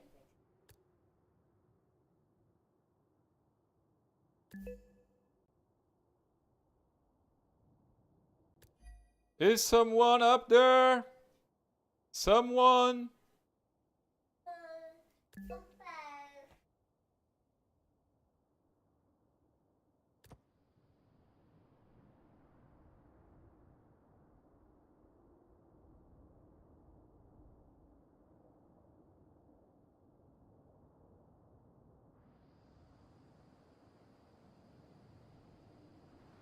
Your voice rings out against the ancient oak, swallowed instantly by the rust-red gloom. The rope ladder twists in the draft, knocking hollowly against the trunk. For a long moment, silence hangs heavy. Then, a shuffling sound from above, followed by the dry rattle of bones. Oh, we need shelter. Voices in the roots. The dead don't speak, unless the wind carries them. Who climbs to Godetail at the bleeding of the moon? A face appears over the edge of the platform, framed by hanging herbs and a deer skull. Wild gray hair whips around a weathered face, pale eyes unfocused and staring through you. Runes are tattooed across his neck and hands, dark against the skin. A Godspeaker. Or a man who ate too many bad mushrooms. Ask him if he's seen the wolf, Max Pita. He smells like incense and secrets. He looks mad. But he has a fire. Strandwalkers. Driftwood from the storm. Do you bring offerings? Or only your cold breath and the stink of fear?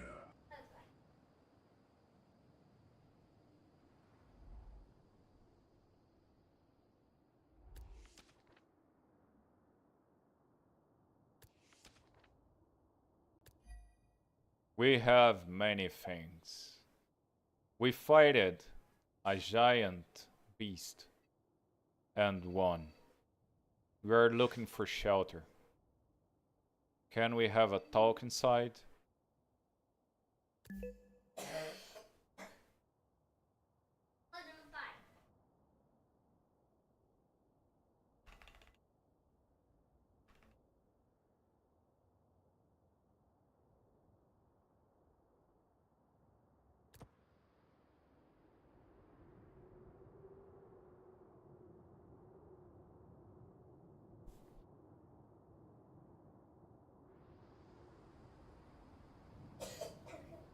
The Hermit's eyes widen slightly at your words, the pale blue irises catching the rust-red moonlight.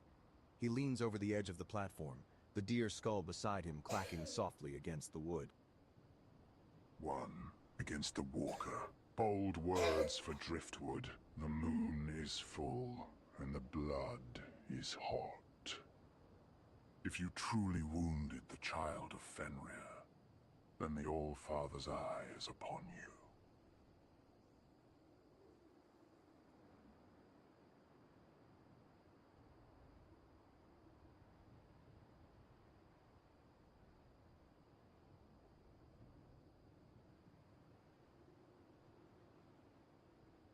Oh, Haven's not talking today. Very well. Godspeaker accepts all who come with respect. Climb, but leave your iron below. The old wood remembers fire. Torolf pulls the rope ladder up slightly, then lets it drop again, the wooden rungs smacking against the trunk. He vanishes from the edge, leaving only the curl of smoke and the rattling herbs. Leave the axe? In this forest? Are you sure, Max?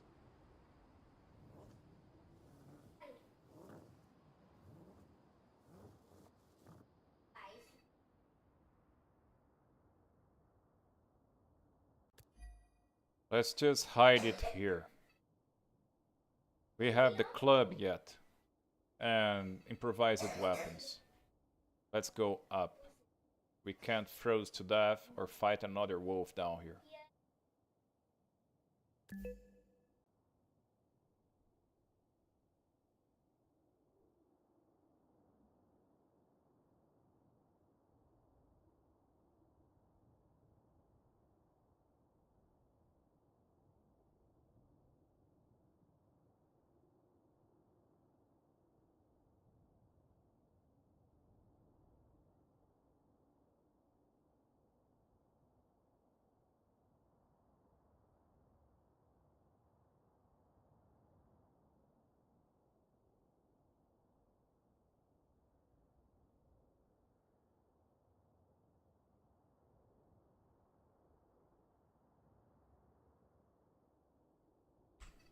The transcription is bad today, I don't know why.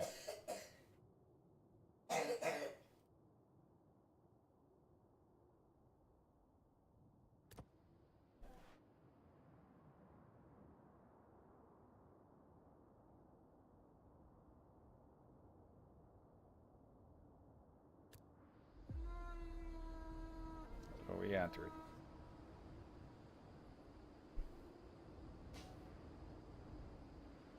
You scan the roots of the ancient oak, finding a hollow between two gnarled roots where the shadows are deepest.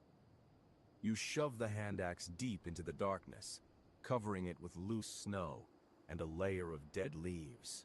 Leif watches, his jaw tight, but nods once and tucks his sea axe knife into his boot, keeping the club in his hand. Hidden. May the gods let us find it again. Come on. The ladder looks old. You grip the rough wooden rungs of the rope ladder. The wood is cold and slick with frost. As you climb, the ladder sways and creaks under your weight, the rope groaning against the trunk.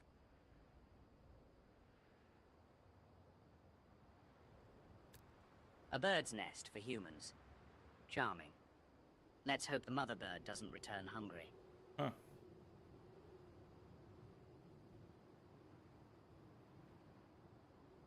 Platform scrap, it's smelling of smoke, wood smoke, dried herbs, and something animal. A small fire pit burns in the center, the smoke curling up through the hole in the turf roof. Bundles of plants hung from the lobings, and more runes are carved in the floorboards. Stodov crouches by the fire, stirring a pot of bone spoon. He does not look up as you and Leif hauls yourself onto the platform. Gordita welcomes. The fire is warm. The shadows are held back. You carry the scent of the walker and the salt of the sea. It's warm in here. Thank you, Godspeaker. Taralf gestures vaguely toward a pile of furs in the corner, then returns to his stirring. The rust-red light of the blood moon filters through the smoke hole, casting strange, dancing shadows on the rune-covered walls. You spoke of a wound to the child of Fenrir. Iron bites deep, but fire burns the spirit. Silver. So he just gave me how to kill the child of Fenrir.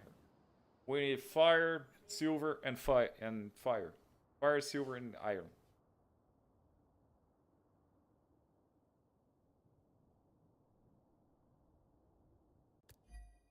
So, Hermit, what's your name? You spoke that the child of Fenrir, the monster we fought. Iron hurts him, fire hurts him more, and silver make him burn. Is all that we need if we fight him again?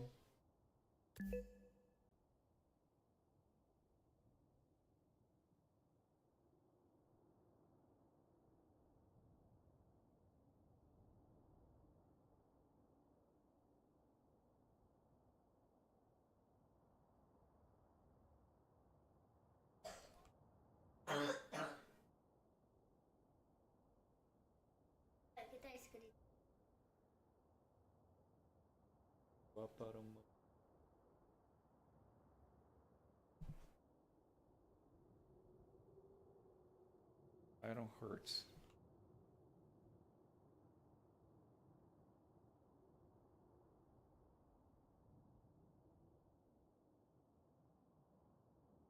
And silver. Even more.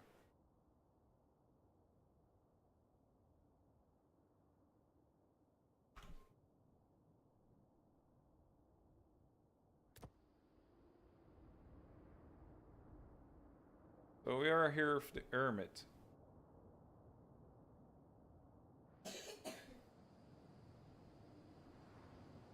Taralf stops stirring the pot and turns his pale eyes upon you, the firelight dancing in their depths. He wipes the bone spoon on a scrap of fur and sets it aside with deliberate care. Names, heavy things to carry. I am Torulf Godamada. The All-Father speaks through me, when he chooses to speak at all.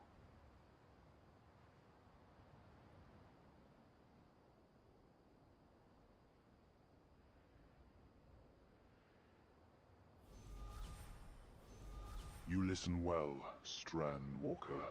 Iron, it bites the flesh, but the child of Fenrir heals as quick as the wind shifts.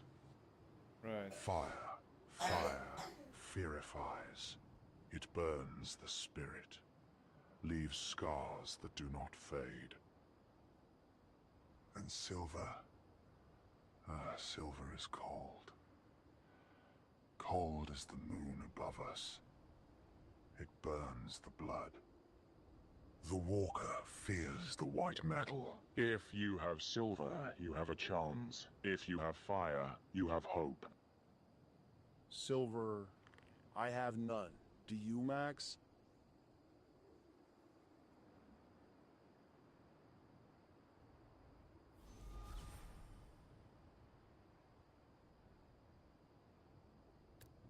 Torolf leans closer to the fire, tossing a handful of dried herbs onto the flames. They flare up with a sharp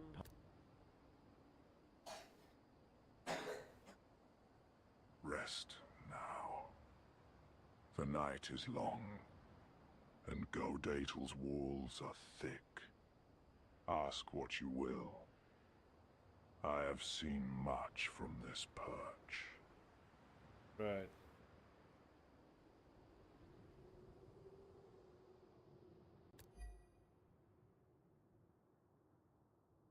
Let's sleep then. Thank you for Ladens has here in Godatal.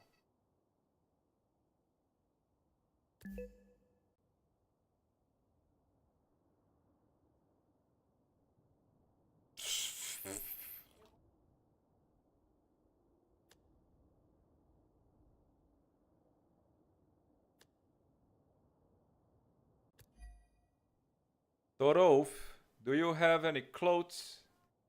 Ours are wet. We need dry ones. Also, we have fur over here. We could use them to sleep better around the fire. Can you provide this to us?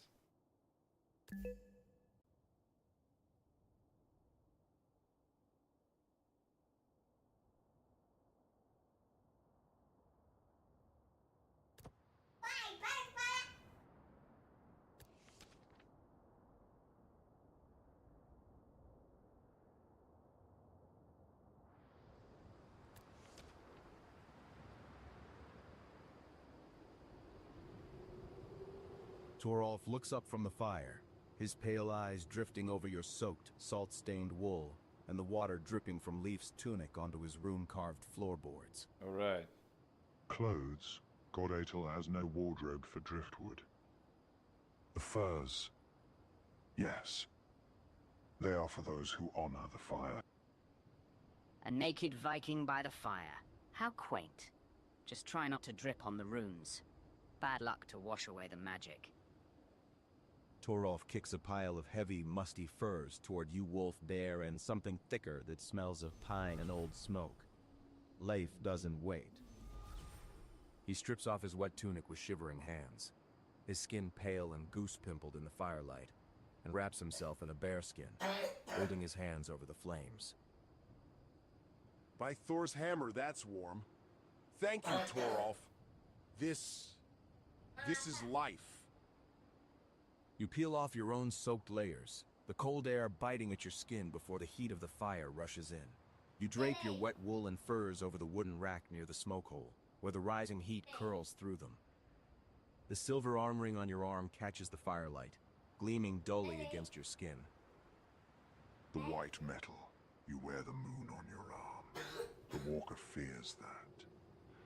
Remember. The fire crackles, popping with resin. Outside, the wind howls through the branches, but here, it is warm and still. The smell of drying wool and roasting herbs fills the small space. Drying clothes warming up, that's good.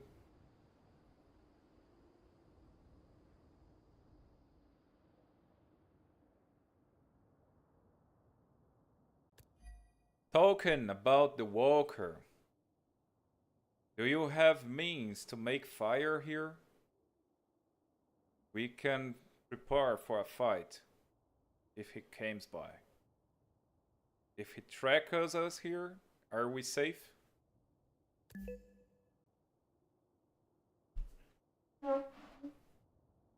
Spoken about the walk.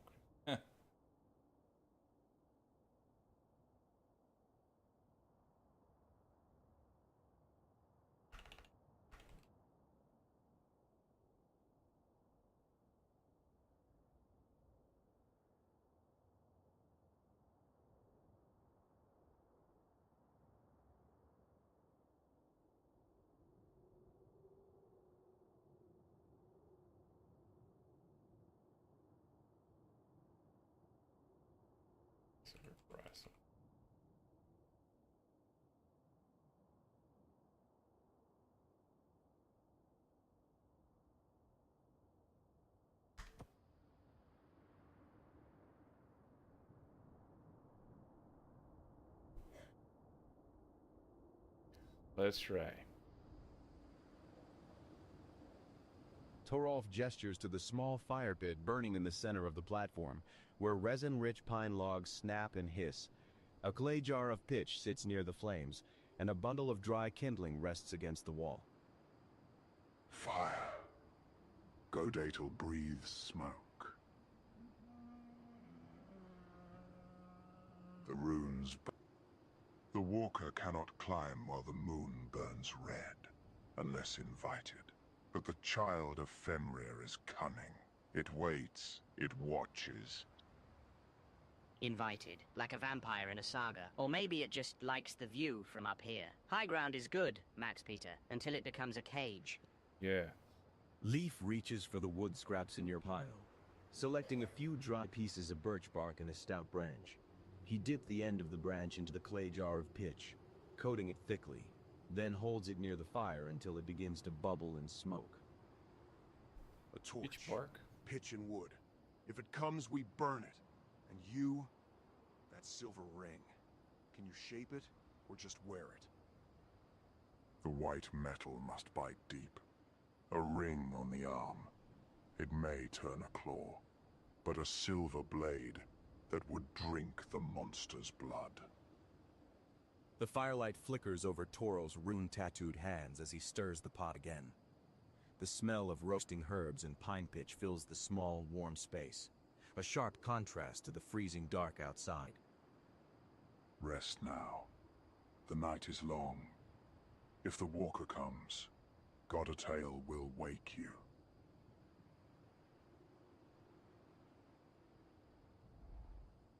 Pitch bark. Well, I got a silver knife.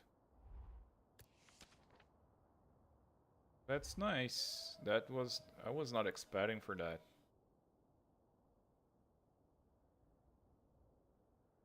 Makeshift club, prepare a torch.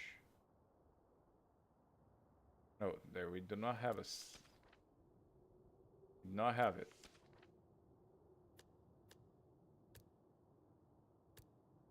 Glossary. Right. So the silver knife.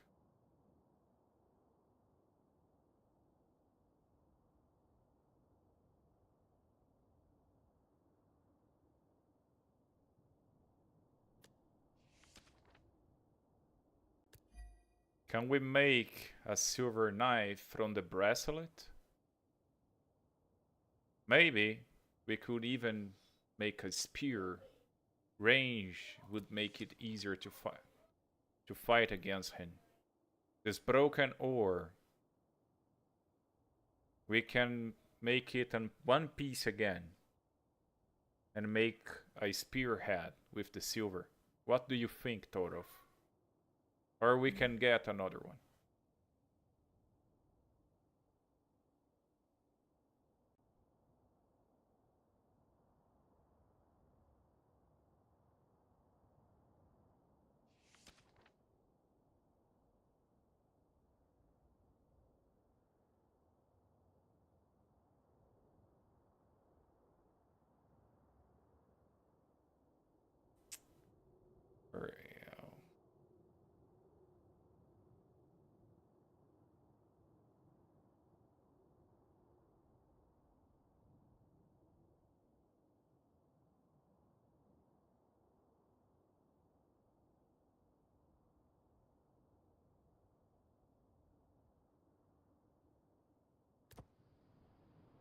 I really want a spear.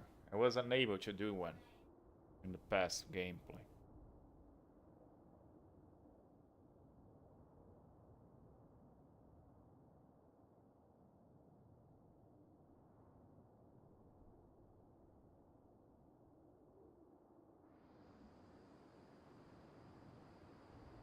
Turolf stares at the silver arm ring on your arm, then at the small fire pit and the few crude tools scattered around the platform.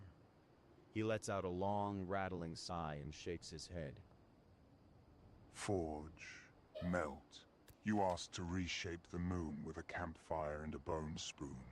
Silver is stubborn. It needs a bellows, a forge, a hammer that rings true. Here, we have only smoke and shadows. Right. A spearhead from a bracelet? Ambitious.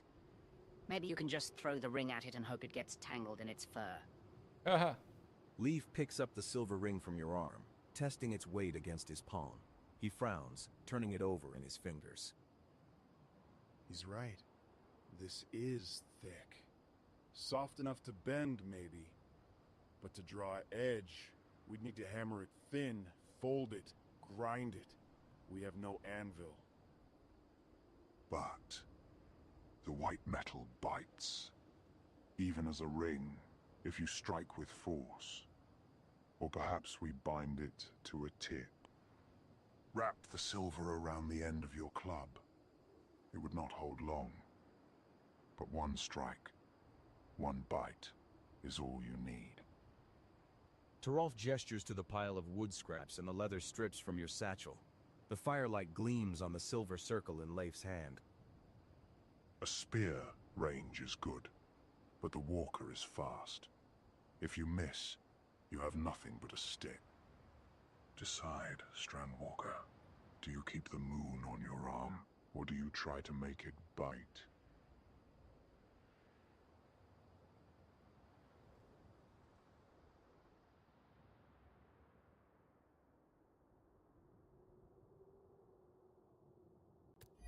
The best way of action is to break it in 3 parts and attach it to my club. Then we can have a spiked club with silver, the easiest weapon that can bite the beast.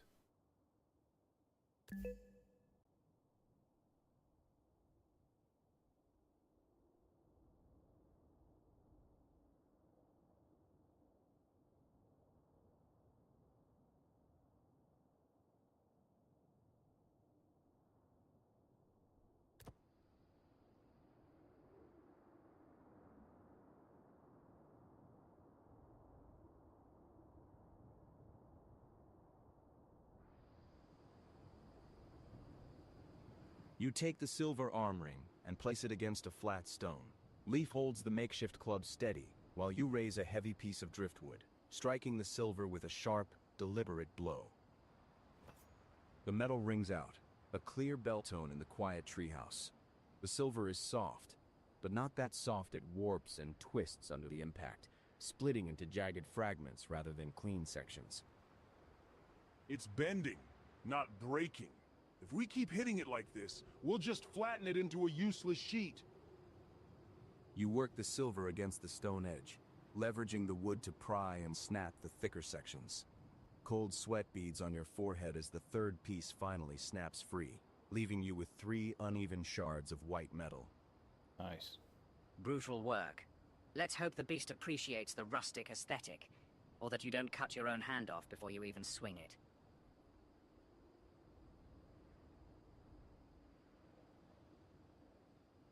Okay. Using the leather stripes from your satchel, you lash the silver shards to the head of the club. Wrapping them tight around the wood and metal, the bindings hold, but the silver ships slightly under the pressure sharp. Exposed edges glittering in the firelight. A crude thing. But the white metal bites. If the silver holds, the walker will feel it. If it tears loose, you have only a club. Better than nothing. What? Secure the silver shards to the club. What? The easiest thing of all, and I still have to make a test. Whoa, whoa! Then we have the greatest club of all time.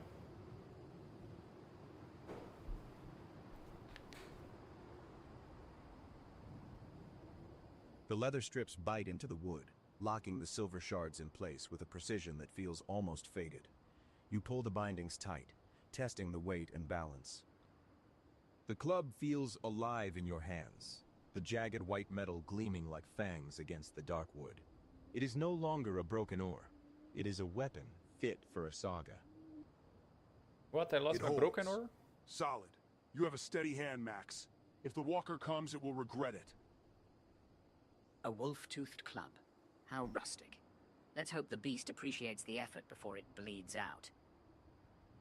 The white metal bites deep. You have made a thing of death, Strandwalker. Wield it well, or it will devour you. Torolf nods slowly, his pale eyes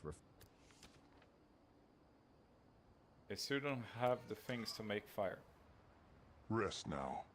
The night is long, and the moon is still rising. When the eye opens fully, the walker will...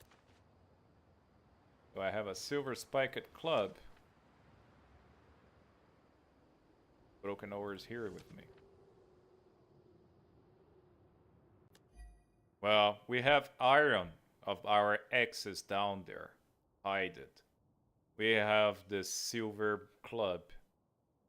And now we need fire. To make a bomb. More torches. Anything that you can give me. And I will prepare better. Better yet.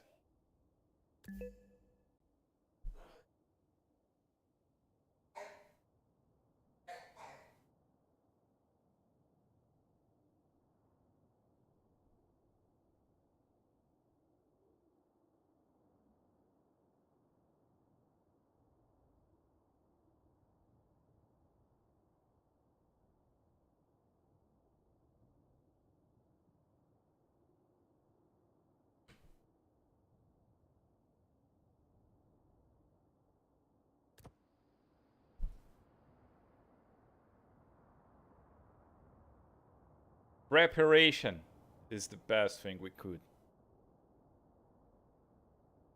have.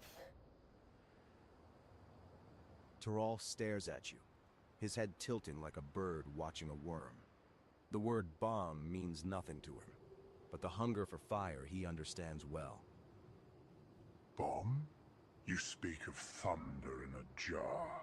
God Datal is not a smithy, and I am no master of the alchemist's art.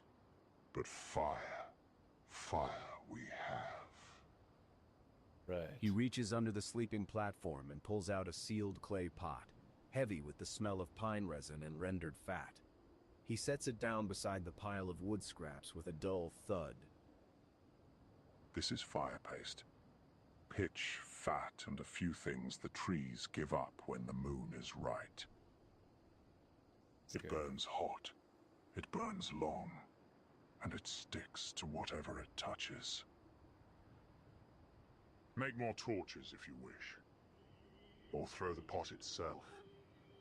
But be careful. It burns flesh as easily as fur. A jar of napalm. How quaint. Just don't drop it on the floorboards or we'll all be roasting pigs on a spit.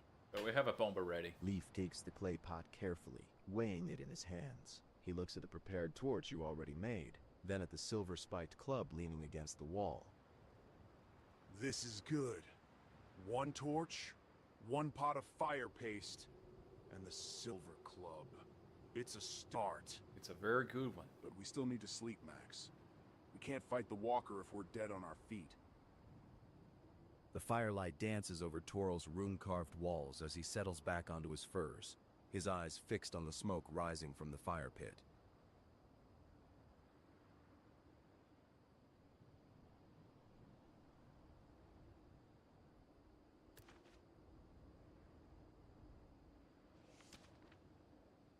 We have a fire pot.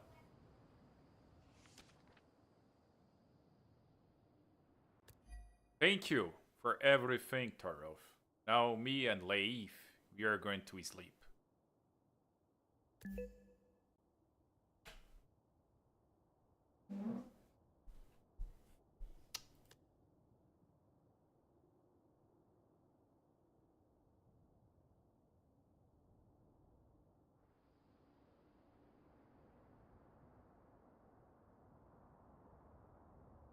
Ô, Victor, e esse treco queimando aí?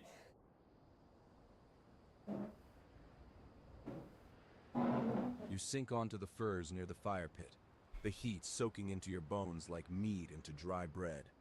The silver-spiked club rests within reach, its jagged teeth catching the light. Leif settles opposite you, his back against the rune-carved wall, eyes already half-closed. Wake me if the wood creaks, or if the moon screams. Yeah. Torolf hums a low, wordless tune, stirring the fire with a stick. The resin snaps and pops, sending small showers of sparks up toward the smoke hole. Outside, the wind dies down, leaving an unnatural silence that presses against the wooden walls. Sleep, Max Pita. Dream of Valhalla, or just try not to freeze. The night only gets darker from here. Well, let me sleep. Exhaustion drags you down. The warmth of the fire blurs into the scent of pine and old herbs. You drift, the sounds of the treehouse fading into the rhythm of your own breath. Time passes. The fire has burned lower, the embers glowing a deep red. You wake with a start, the silence broken by a distant sound-heavy, rhythmic, crunching through snow far below. It is not the wind. Oh, again? You hear that? Leif is awake, crouched by the ladder, peering through the floorboards. His face is pale in the dim light. Footsteps. Big ones. Moving slow.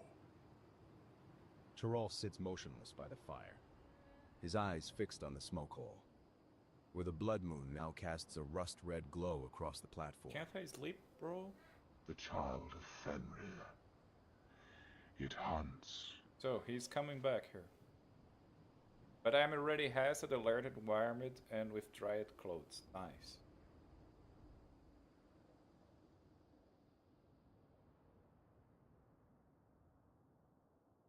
Thank you for... So, what are the suggestions?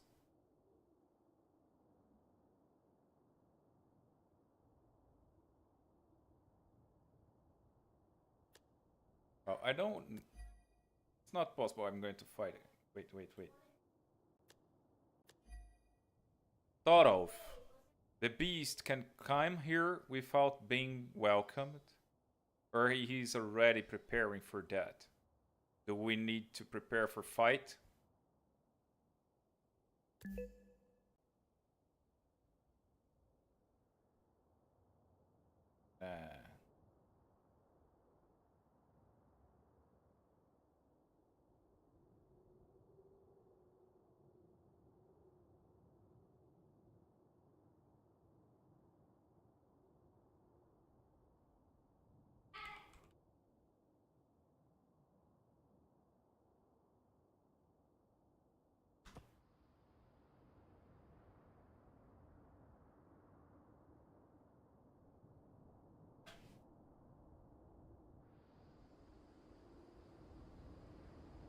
Torolf does not look away from the smoke hole, where the rust-red light of the blood moon bleeds through the cracks. The heavy crunching of snow below continues, slow and deliberate, circling the ancient oak. Safe. The All-Father's Hall is safe. This tree is a shelter. The runes bind the threshold. The walker cannot climb while the moon burns red, unless invited. But the child of Fenrir is cunning. It waits. It watches. Invited. Like a vampire in a saga. Or maybe it just likes the view from up here. High ground is good, Max Pita, until it becomes a cage.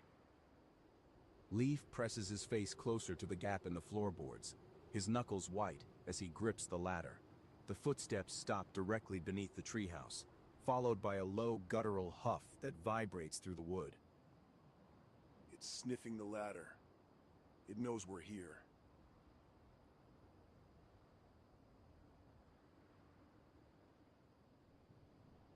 It smells the silver. It smells the fear. The night is young, Strandwalker. Rest while you can. When the eye opens fully, the walker will hunger. What?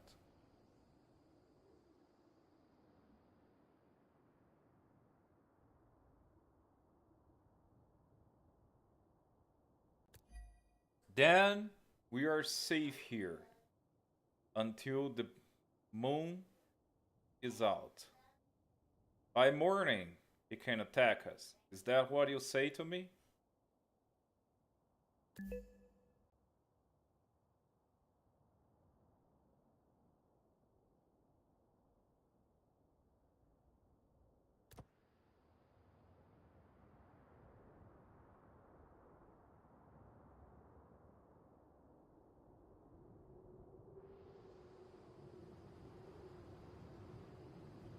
Toralf turns his gaze from the smoke hole to you, his expression unreadable in the shifting firelight.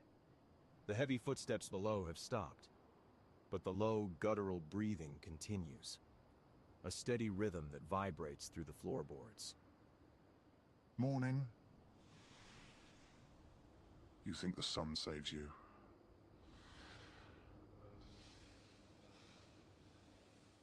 The runes bind the threshold, while the moon bleeds red. When the eye closes, the binding fades. The walker waits, because it knows this. So, you have until dawn. Assuming the dawn comes. Or until it gets bored of sniffing the ladder and decides to shake the tree. Leif shifts away from the gap in the floorboards, we have to fight. his face grim. He grips the silver-spiked club tighter, his knuckles white.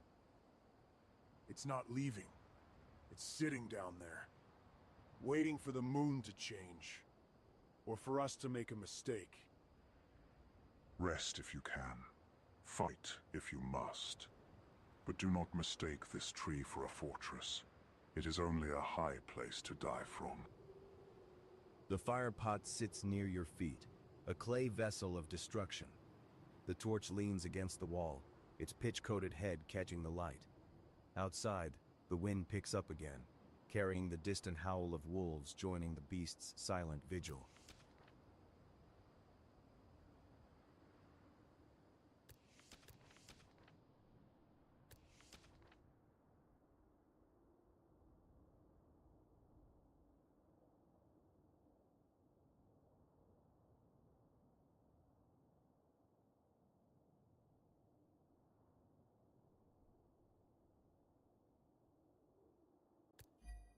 Old man, you were in this with us.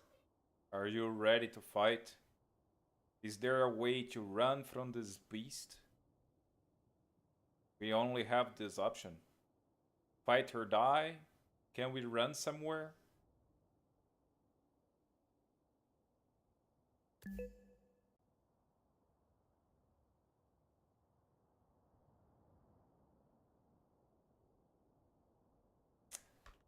Oh.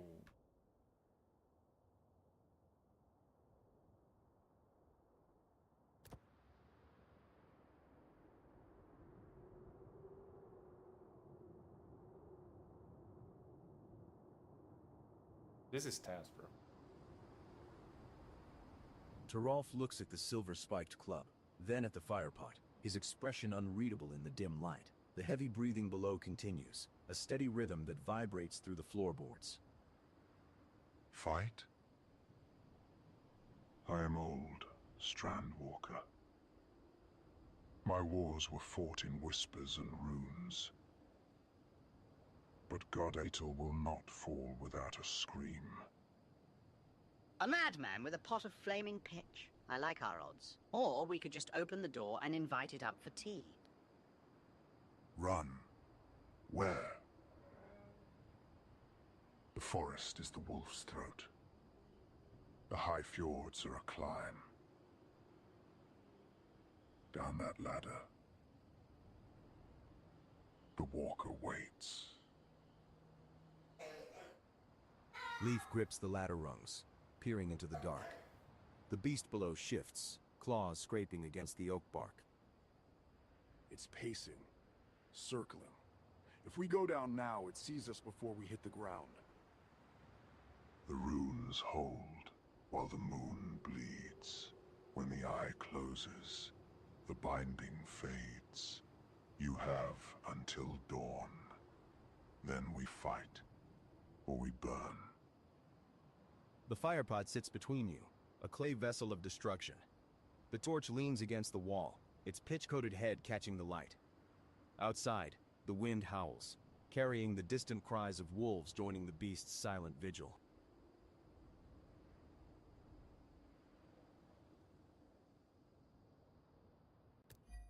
If we are going to fight a pack, and that is our only option, we need to prepare for it. There is no time for rest. We need to prepare traps. In dawn, only the big wolf will be able to climb up here. It will be a better fight, 3 versus 1. Then, traps will make it our advantage.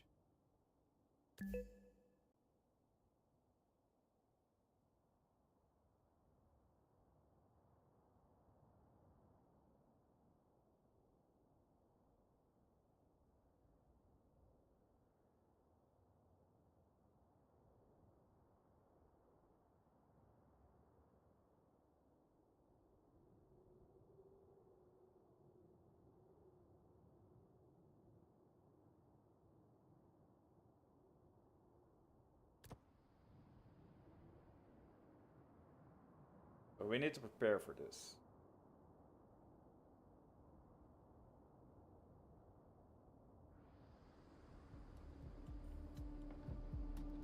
You drag the heavy clay pot of fire paste to the edge of the platform, directly above the rope ladder.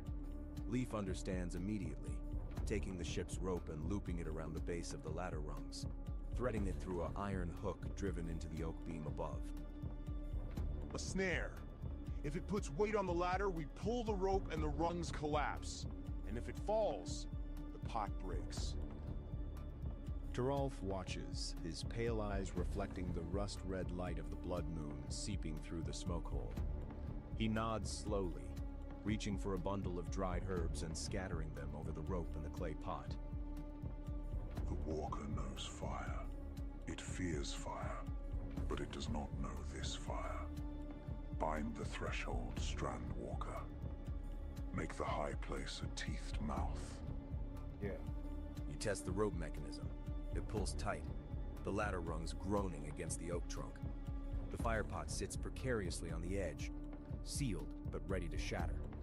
Below, the heavy breathing stops for a moment, replaced by the sound of claws scraping against wood testing, probing. It hears you. It knows something is happening. The question is, will it climb into the trap, or tear the tree down to get at you? Leif grips the silver-spiked club, his knuckles white. He looks at you, then at the shadowed entrance of the treehouse. We're ready as we'll ever be. Now we wait for the moon to set, or for it to decide it's done waiting. The eye is closing. The binding fades. Prepare yourselves. The child of Fenrir comes. The rust-red glow of the blood moon deepens, casting long, bloody shadows across the platform. The wind howls outside, carrying the scent of pine and the copper tang of blood. The silence stretches, taut as a bowstring. So what?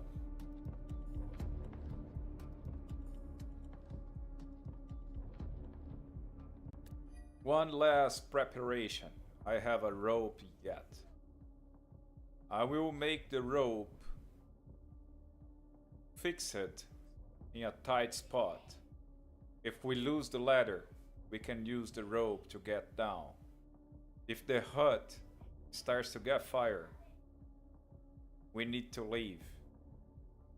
Then we fight the wolves with all we have.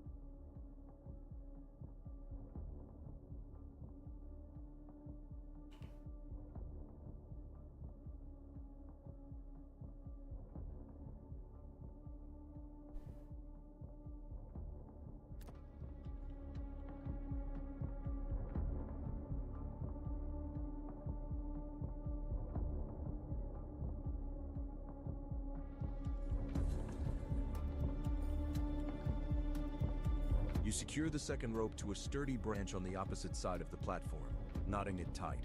It hangs down into the darkness, a lifeline if the trap fails or the fire spreads. Below, the beast's heavy breathing continues, a low rumble that vibrates through the floorboards. Run?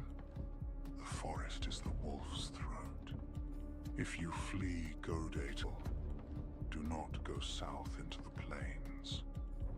The open ground is death. Go west to the high cliffs. Hoyfjorda. The walker cannot climb the sheer rock as easily as a tree. Or east to the ice. But the passage is failing. It's better go to the ice. High ground or thin ice? What wonderful choices. At least the view from the fjords will be pretty while you freeze to death. West. High fjords. If we can climb them, we might lose it in the rocks. The ice passage. If it's breaking, we're trapped here. The rust-red light of the blood moon begins to pale as the moon dipped lower toward the horizon. The protective glow of the runes on the trunk flickers, growing dimmer. The beast below growls, a sound of anticipation rather than patience. The eye closes. The binding fades. The child of Fenrir knows it. It comes.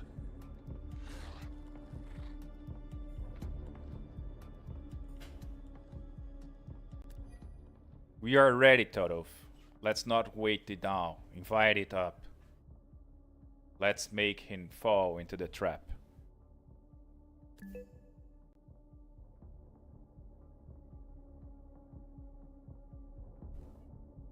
What the hell?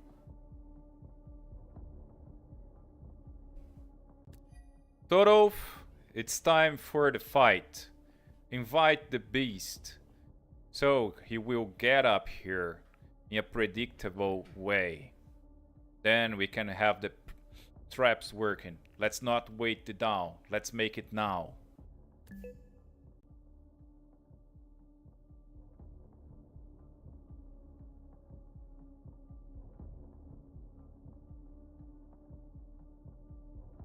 Ugh. Let's try again. Todov invites the beast up. It's better to fight him here. If he comes now and have our traps working, then be surprised by the beast in the morning.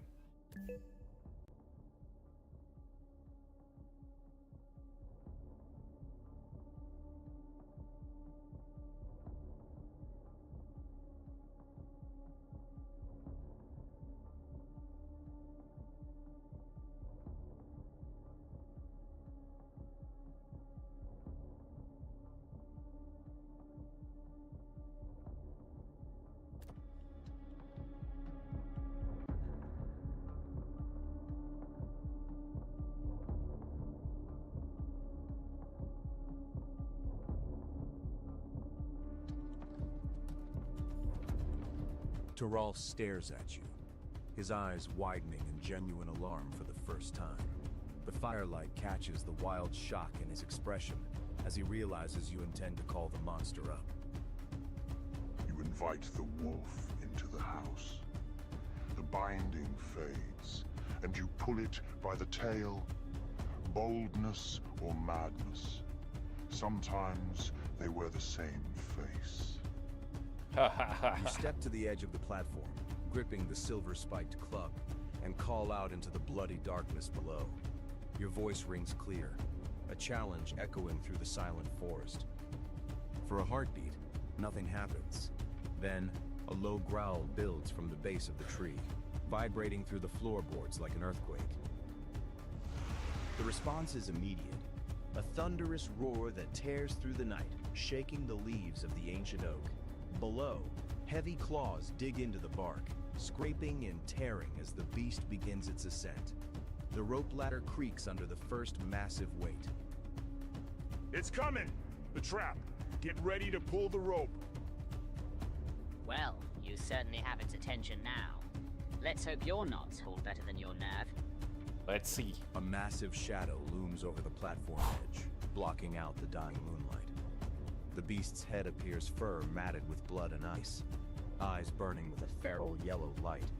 It sniffs the air, smelling the silver, the fire, and the fear. It lunges for the ladder. Okay, let's try to use the trap. We failed. Nice. The beast is here. The trap failed. No problem, we still can fight.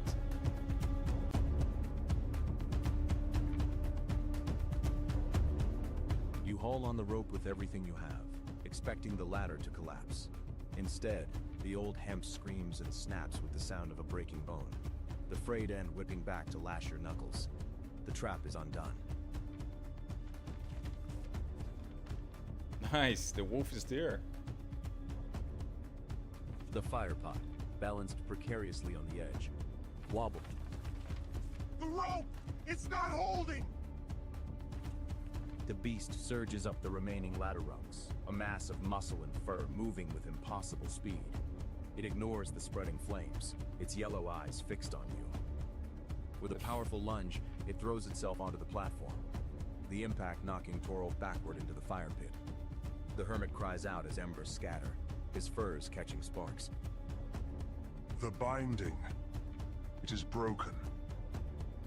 Leif swings the silver-spiked club, but the beast is faster. It bats him aside with a massive paw, sending him crashing into the rune-carved wall. He slides down, dazed, the club clattering from his grip. Then the beast turns to you. You raise your sea-axe knife, but you are too slow. A massive claw rakes across your left arm, tearing through wool and flesh. Blood sprays across the floorboards, mixing with the burning pitch. What? I do not fight. I just take it. I'm bleeding. Fire pot destroyed.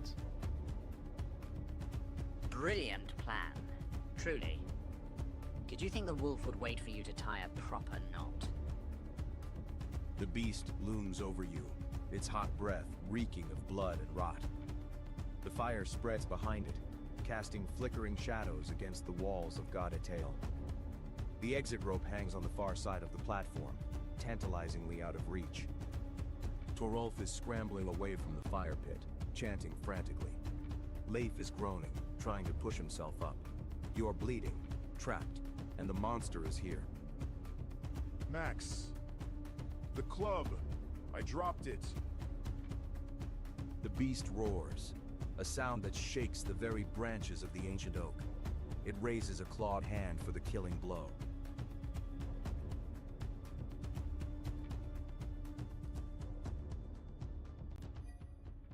I dodge in the direction of the club.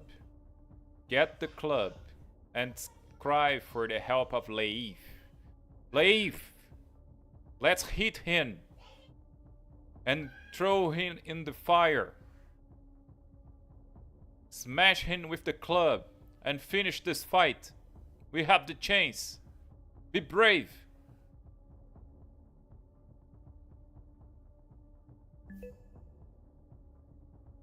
Maybe I can die already.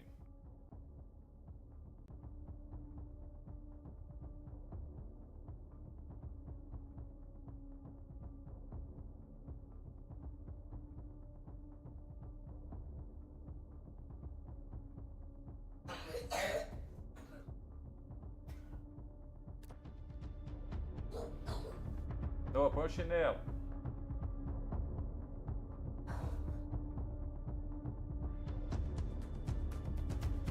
You throw yourself sideways, your boots sliding over the pitch-slicked floorboards as the beast's claws slash through the air, where your chest was a heartbeat before.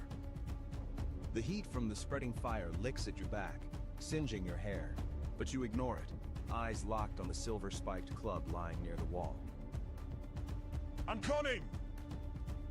Leif scrambles through the embers, his face smeared with soot and blood, lunging for the beast's flank with his sea-axe knife. The monster swats him away effortlessly, but the distraction buys you a heartbeat.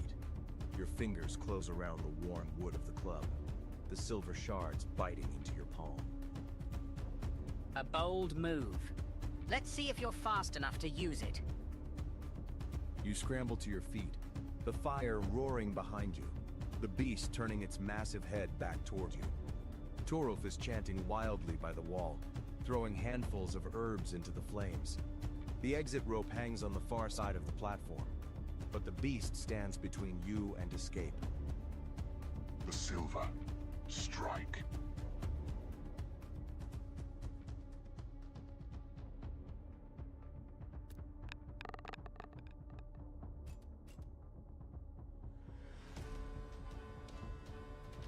I'm muted, sorry. We killed it. This is a +2.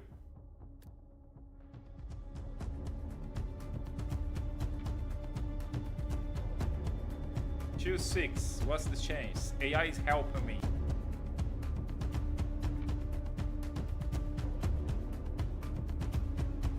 You move faster than thought, a blur of desperation and rage. The beast's claws rake empty air as you slide beneath its guard, the silver-spiked club singing in your grip. With a roar that matches the monster's own, you swing the weapon with every ounce of strength left in your burning muscles. The silver shards find their mark.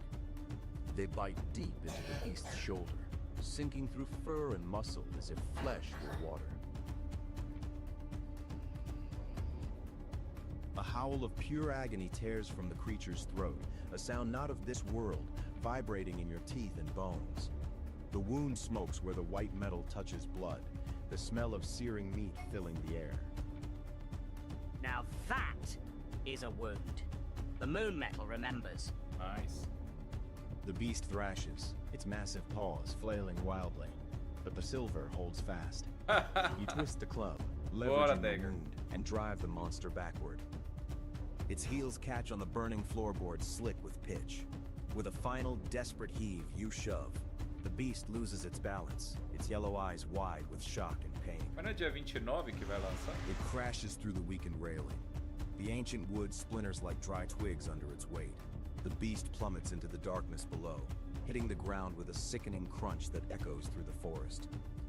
Silence follows heavy, broken only by the crackle of flames and the distant, pained whimpering of the fallen wolf.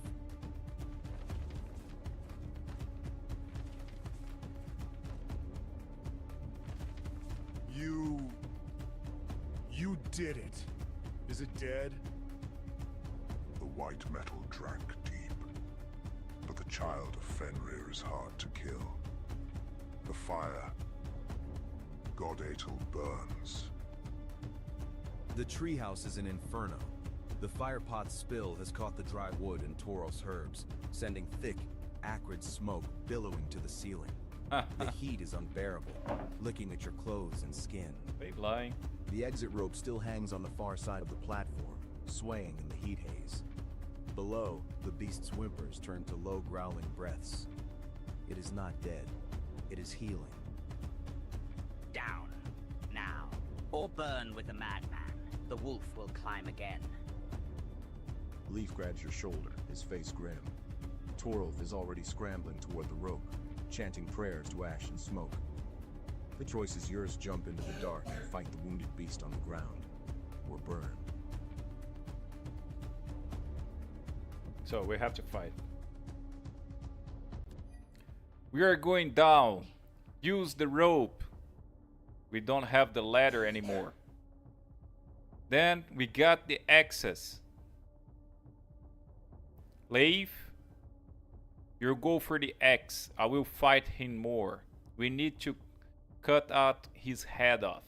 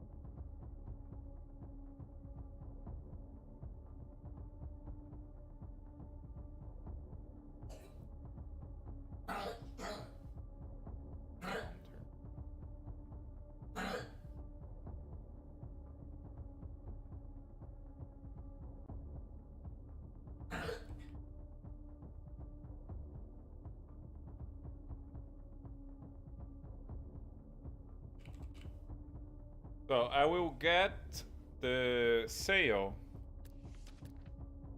Burn sail. I will make it burn and throw it down there. That will give me vision. Then I'll get the torch, light it up, place it in my belt in one side. The other side I will have the silvered club. We are going to get down. I will go by the stairs, Leif's by the rope. Leif's go to the axe. I fight the beast. And when it's down, we cut his head off with the axe.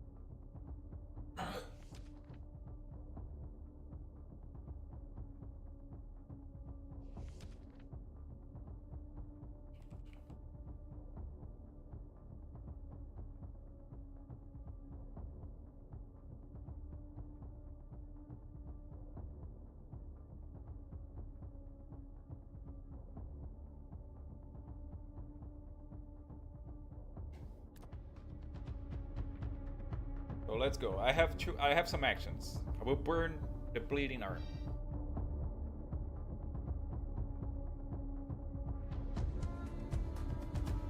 So we got down. There are lots of things. Smoke fills your lungs, thick and choking, as you snatch the flint and steel from your pouch. The roar of the fire drowns out the beast's whimpers below, but you know it won't wait. You grab a piece of the torn sail, shoving it into the flames until it catches. the fabric curling black as it burns.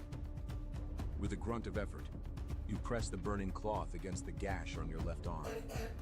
The smell of searing flesh hits you before the pain does, a white-hot agony that makes your vision blur. Your teeth grind together, a strangled scream caught in your throat as the fire cauterizes the wound, sealing it shut. A primitive remedy. Effective, but painful. You'll smell like cooked meat for days, assuming you live that long. You shove the prepared torch into your belt, the heat radiating against your hip, and grip the silver-spiked club in your other hand. Leif is already at the rope ladder, his eyes wide as he spots the hand axe lying near the wall. He grabs it, testing the weight. I have it! Let's go! The tree won't hold much longer. Torolf is already over the edge, descending the rope with surprising speed for his age. You follow, the rough fibers burning your palms as you slide down. The heat of the fire pushes you from above, the cold night air pulling you from below. You hit the ground with a thud, your injured arm screaming in protest. The beast is there, dragging itself upright, its flesh knitting together even as you watch. The silver wound still smokes, but its eyes burn with renewed fury. The walker rises. Strike before it finds its strength.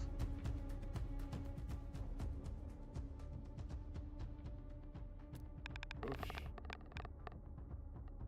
I got one, nice.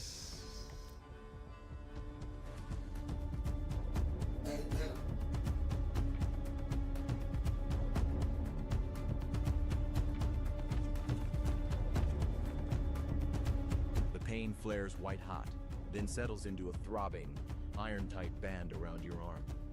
The cauterization holds the bleeding stops, leaving a charred, ugly seal against the cold air. You grit your teeth, the adrenaline dulling the edge, and force your legs to steady. The smoke from the burning treehouse above swirls in the blood-red moonlight, casting the forest below in a hellish glow.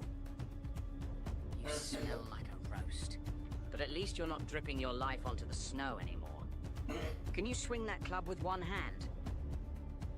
The beast shakes itself, the silver wound on its shoulder still smoking, the flesh knitting with sickening speed. It turns its yellow gaze toward you, lips curling back to reveal jagged teeth. Torolf raises his staff, chanting words that sound like stones grinding together, while Leif grips his axe, his knuckles white. It's healing! We have to hit it again! Max! The torch! The monster roars, a sound of fury rather than pain, and crouches to spring. You pull the torch from your belt, the flames crackling in the night air, and heft the silver-spiked club in your other hand. The fight is here. Alright, so we have smoke inhalation.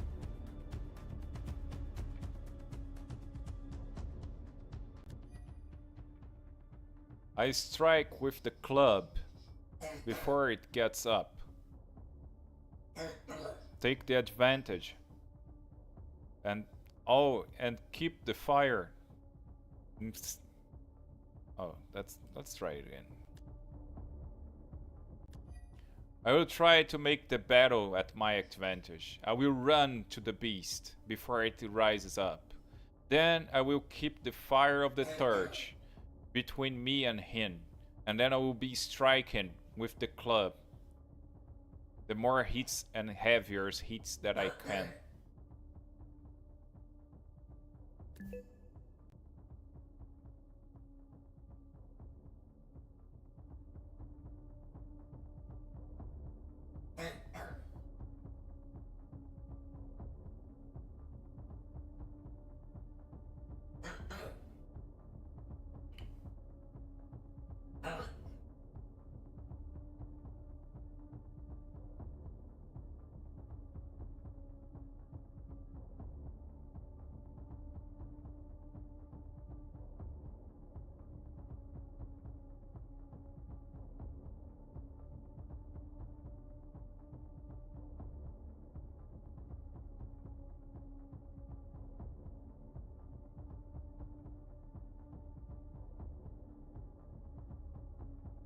torch ahead.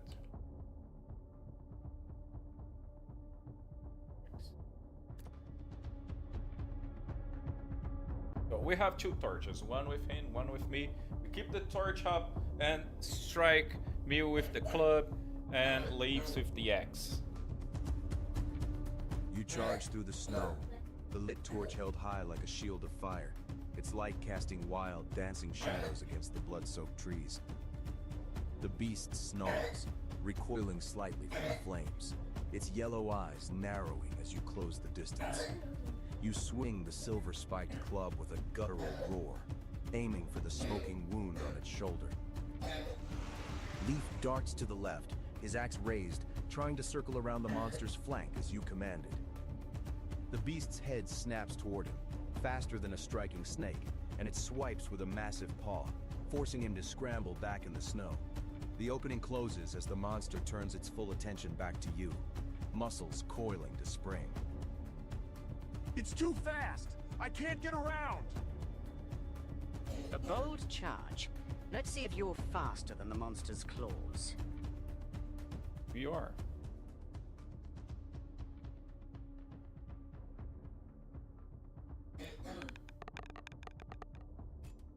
Yeah. We hit. We hit.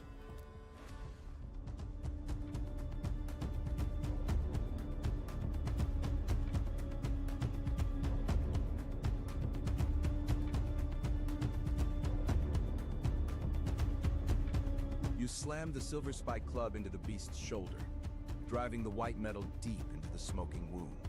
The impact jars your bones, a sickening crunch of bone against metal. The beast shrieks, a sound like tearing iron, and staggers back, its legs buckling under the shock. Black blood hisses where the silver touches it, steam rising in the cold air. A hit. The moon metal bites. Do it again. Leif lunges from the flank, his torch held high, but the beast is already recovering. With a blur of motion, it backhands him, sending him sprawling into the snow. He rolls, coming up coughing, his axe still in hand. The beast shakes its massive head, its eyes burning with hate, and fixes its gaze on you again. I'm down, but I'm up. It's fast, Max. The fire. Use the fire. Drive it back. The beast crouches, muscles coiling, and prepares to spring. The torch in your belt sputters, the flames casting long dancing shadows across the snow. The silver club is heavy in your hand, the shards still dripping black blood. So? Strike his ankles, Leif. Break his mobility. I will strike again with the club, with the huge torch in my face. No. I will get the torch and place it as a shield, and strike again with the club, trying to hit vital points this time.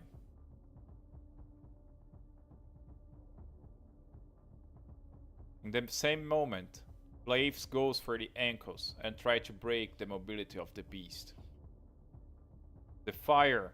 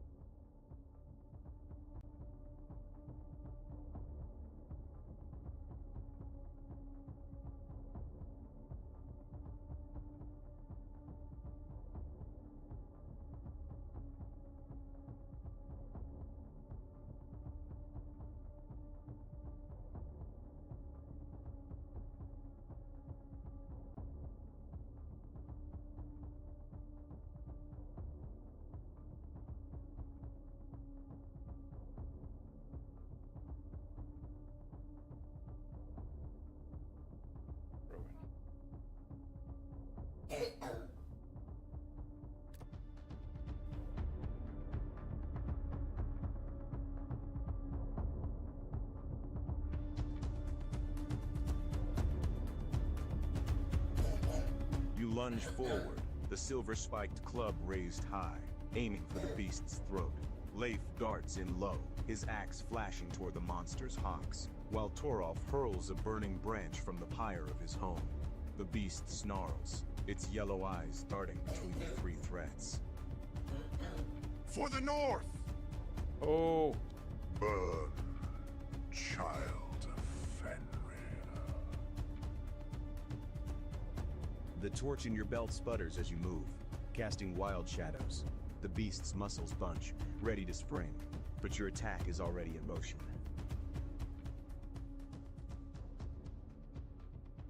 oh, it's only difficult 6. Come on. Very hard.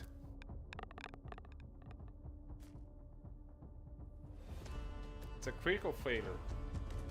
I will lose the club. Let's see. We have 3 attacks. You swing the silver spike club with everything you have, aiming for the throat, but the beast is not there. It moves with impossible speed, flowing under your guard like water. The club whistles through empty air, throwing you off balance. Before you can recover, a massive paw catches you in the chest, lifting you off your feet and slamming you into the frozen earth. The air leaves your lungs in a rush, and you hear ribs crack. So I just cracked my Overcommitted. hips. The wolf saw it coming before you even moved. Torolf hurls the burning branch, but the beast ignores it, stepping through the shower of sparks as if they were snow. The old man raises his staff to chant, but there is no time. The beast's jaws close around his midsection, lifting him into the air like a rag doll. There is a sickening crunch, and Torolf's screams cut short as his body is torn apart in a spray of blood and bone. The hermit falls in 2 pieces, his staff clattering uselessly to the ground. So Turf is dead.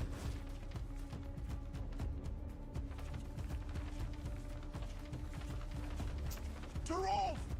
No! Leif abandons the attack on the ankles, scrambling backward in horror, but the beast is already turning its yellow eyes toward you. It pins you with one heavy claw on your chest, its weight crushing the breath from your lungs. The silver club lies just beyond your fingertips in the snow.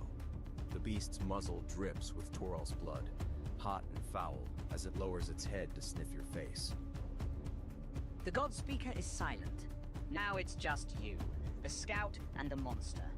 Can you reach the club?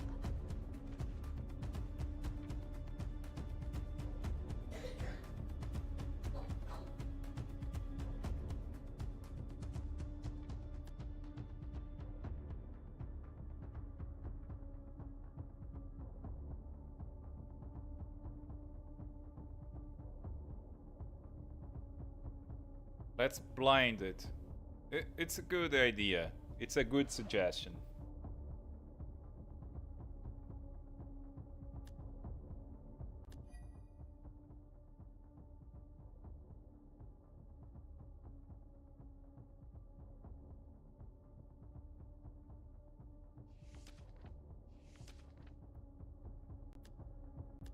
I will make the cry. Leifs! Attack now!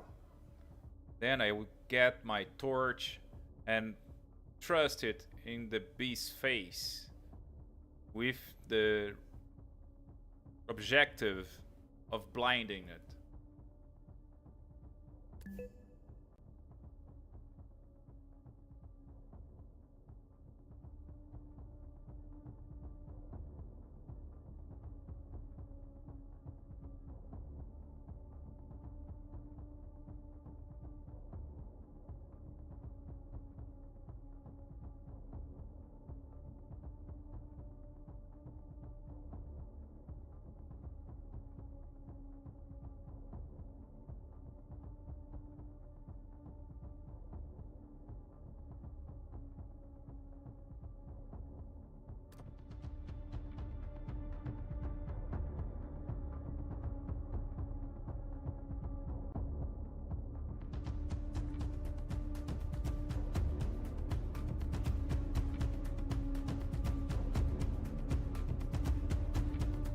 Your scream tears from your throat. I don't understand raw why and Leifs do desperate, not lend a echoing hit. through the burning clearing. Leif hears the battle cry and abandons all caution, sprinting through the snow with his axe raised high. The beast's head snaps toward the sound, its yellow eyes narrowing for a fraction of a heartbeat. For Torolf! Die! Seizing the moment, you drive the lit torch upward with every ounce of strength left in your crushed chest. The flames roar as they meet the beast's face, engulfing its muzzle and eyes in a sudden explosion of fire. The monster recoils, a howl of shock and pain bursting from its throat as it staggers back, its paws flailing at the burning air. Blind the wolf! Burn its eyes! The crushing weight lifts from your chest as the beast thrashes backward. Leif is there, his axe flashing in the firelight as he brings it down on the monster's exposed flank. The silver-spiked club lies within reach now, and the beast is blinded, disoriented, and vulnerable. For how much time?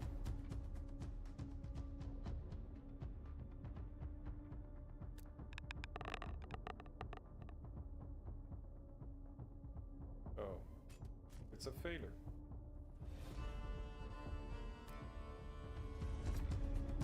Well, is it blind or not?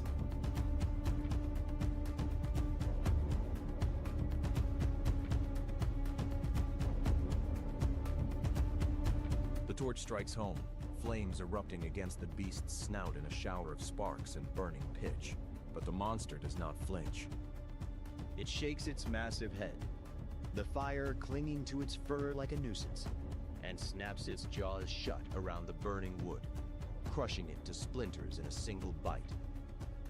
The light dies instantly, plunging you back into the blood-red gloom. It ate the fire. Of course it did. Why wouldn't it? Leif's axe descends, aiming for the flank, but the beast moves with the speed of a nightmare. Leifs It will doesn't die. even look at him. A massive paw sweeps sideways, catching the scout in mid-swing. There is a sickening crack of bone, and Leif is hurled backward into the trunk of the ancient oak. He slides down, leaving a smear of red on the bark, his axe falling from limp fingers. I can't feel my legs. The beast turns its attention to the broken scout, its yellow eyes burning through the smoke. It steps over you, ignoring the silver club at your fingertips, and looms over Leif. The scout tries to raise his sea axe, but his arm won't obey. The beast's jaws close around his chest. There is a wet tear, a brief gurgle, and then silence. The beast feeds. 2 down. The scout was good, but the wolf is hungrier. What the hell? You are alone in the burning clearing. The treehouse above is a skeleton of flame, casting erratic shadows. The beast finishes its meal and turns back to you, blood dripping from its muzzle.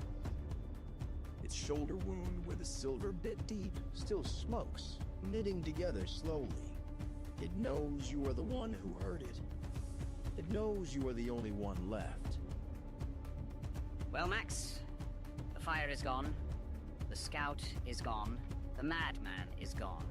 Just you, the silver club, and the thing that ate them. What is your move?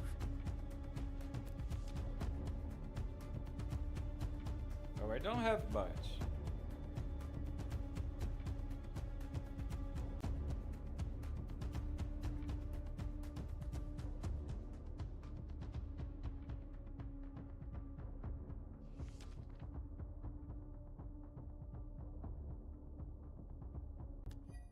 I will concentrate everything in a final attack.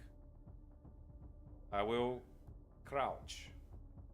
Then, when he dashes to get me, I will strike with a final desperate blow.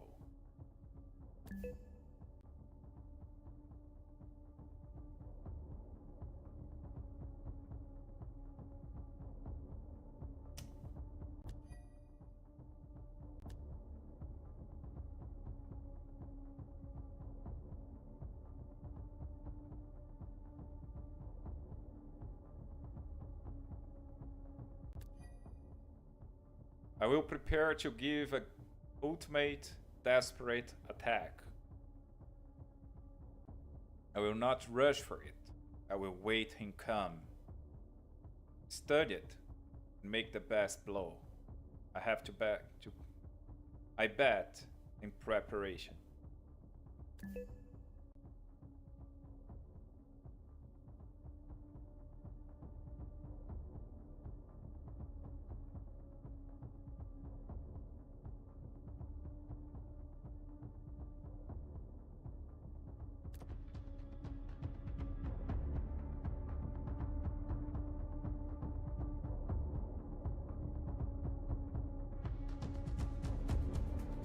You lie still in the snow, your breath shallow and ragged, watching the beast through the haze of smoke and pain. It circles you, a massive silhouette against the burning treehouse, its yellow eyes fixed on your throat. You force your trembling hand to steady, gripping the silver-spiked club, waiting for the moment it commits. Wait for it. Let it think it has won. That is when the wolf is most vulnerable. The beast sniffs the air, tasting your fear and the copper tang of your blood. It growls, low and deep, and crouches. The muscles in its hind legs bunch, coiling like springs. It springs, a blur of fur and fangs filling your vision. You see the gap in its guard, the exposed throat as it opens its jaws to tear. You swing. The last chance, bro. If I fail here, I'm dead. I'm dead.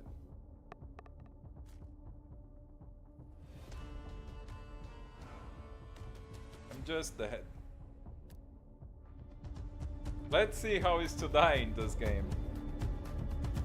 The last time I killed him. Not this time. You swing the silver spike club with every ounce of strength you have left, aiming for the exposed throat. But your body betrays you. The crushed ribs scream in protest. Your timing is off by a heartbeat, and the club sails wide, missing the mark entirely. The momentum carries you forward, off balance and exposed. You missed. The wolf didn't. The beast's jaws snap shut around your raised arm, the one holding the club. Bone crunches like dry twigs. The silver-spiked weapon is torn from your grip, flying into the darkness beyond the firelight. You are thrown backward, slamming into the frozen earth, the breath driven from your lungs. The beast is on you instantly, a mountain of fur and muscle pinning you to the ground. Its hot, foul breath washes over your face, reeking of blood and rot. The yellow eyes burn with a feral intelligence, recognizing the one who wounded it. It raises a massive claw, poised to tear out your throat. Come on. The end of the tale, or just a very painful chapter. The moon is still watching. The silver wound on its shoulder smokes, knitting together even as it leans its weight on you. The burning treehouse crackles overhead, casting a final, hellish light on your defeat. The beast roars, a sound of triumph, and brings its claws down.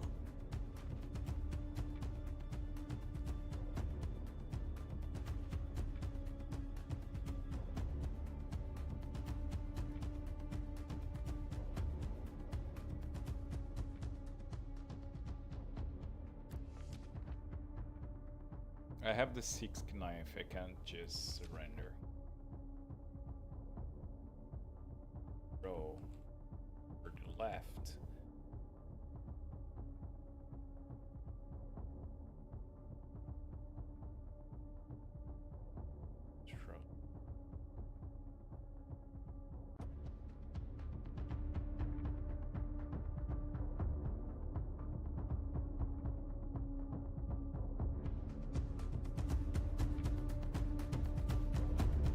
You drive your heels into the snow and heave your body to the left, the crushed ribs screaming in protest as you slip out from under the descending claw.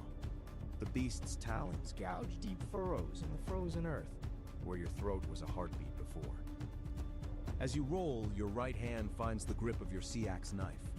With a roar that is more defiance than strength, You slash upward at the exposed throat looming above you. One blade, one throat. The oldest story in the north. Don't miss. It's the last chance. I'm still alive. I thought I was dead already. And that's it. That's how we do it.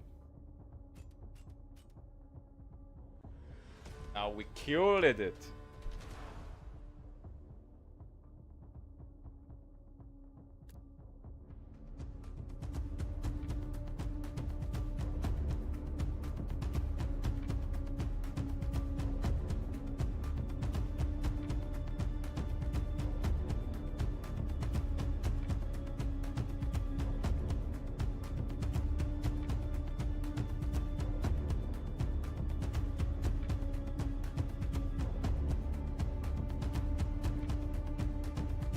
The sea axe bites.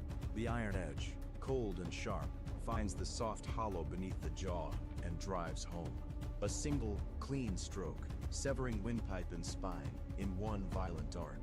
Hot blood sprays across your face, blinding you, tasting of copper and salt. What? See your fate.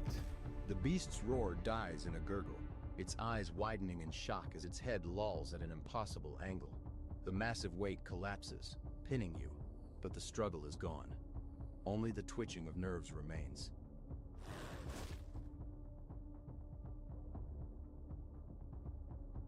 What now? The wolf is dead. The throat is cut. A good ending for a Northman. The forest falls silent. The crackle of the burning treehouse is the only sound. The heat warms your freezing skin, even as the cold creeps into your bones. Your chest is a ruin of shattered ribs. Your arm hangs useless.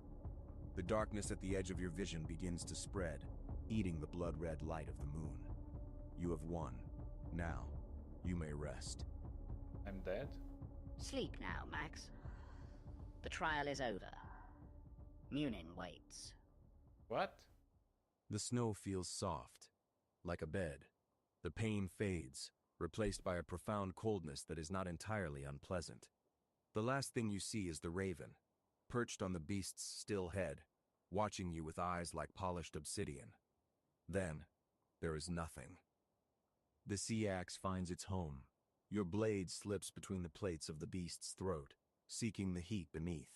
And with a final, desperate surge of strength, you drag it across. Hot blood sprays, coating your face and chest, steaming in the freezing air.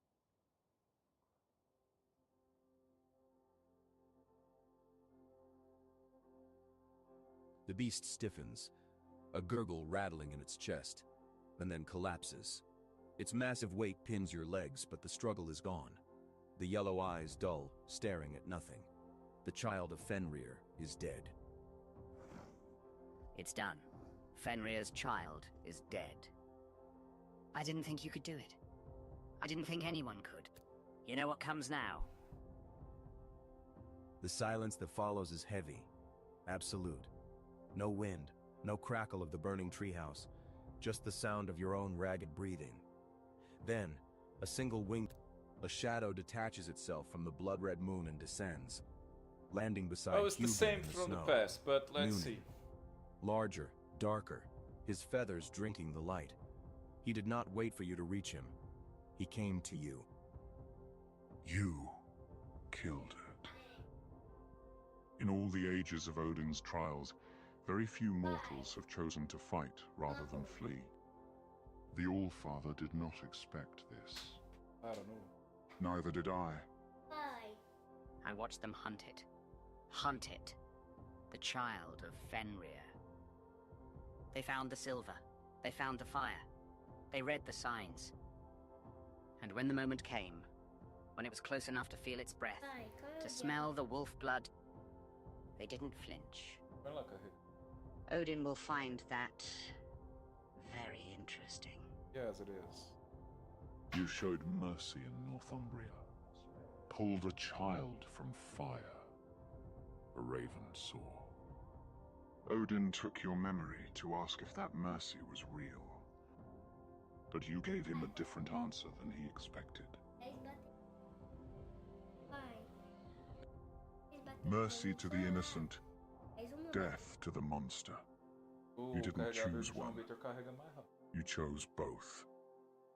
That is rare, even among Odin's chosen. Munin spreads his wings, and the fog in your mind dissolves. The name returns first, Odd, then the rest. The hall in Trondelag, the smell of roasting meat, the face of your wife. The raid on Northumbria, the screaming, the fire, and the child you pulled from the flames. It all rushes back, sharp and clear. You remember who you are. So I'm odd. I've watched mortals die at Fenrir's children's clothes. Dozens. Hundreds. I've never watched one win. Go home, Ord.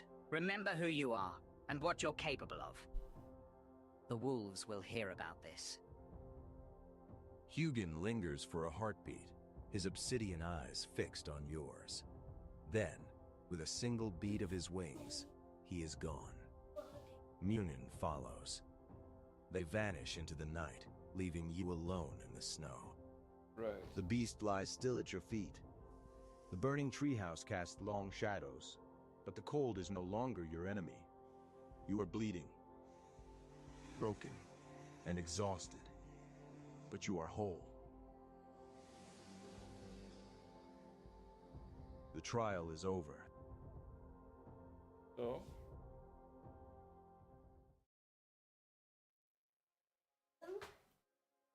Well, we finished it again, almost the same final. Again, we killed the beast with the last weapon we had. But this time, Torolf and Leif were dead in the end. Just me survived. But make it more epic. I hope you like it. This is the end of the Odin's trial.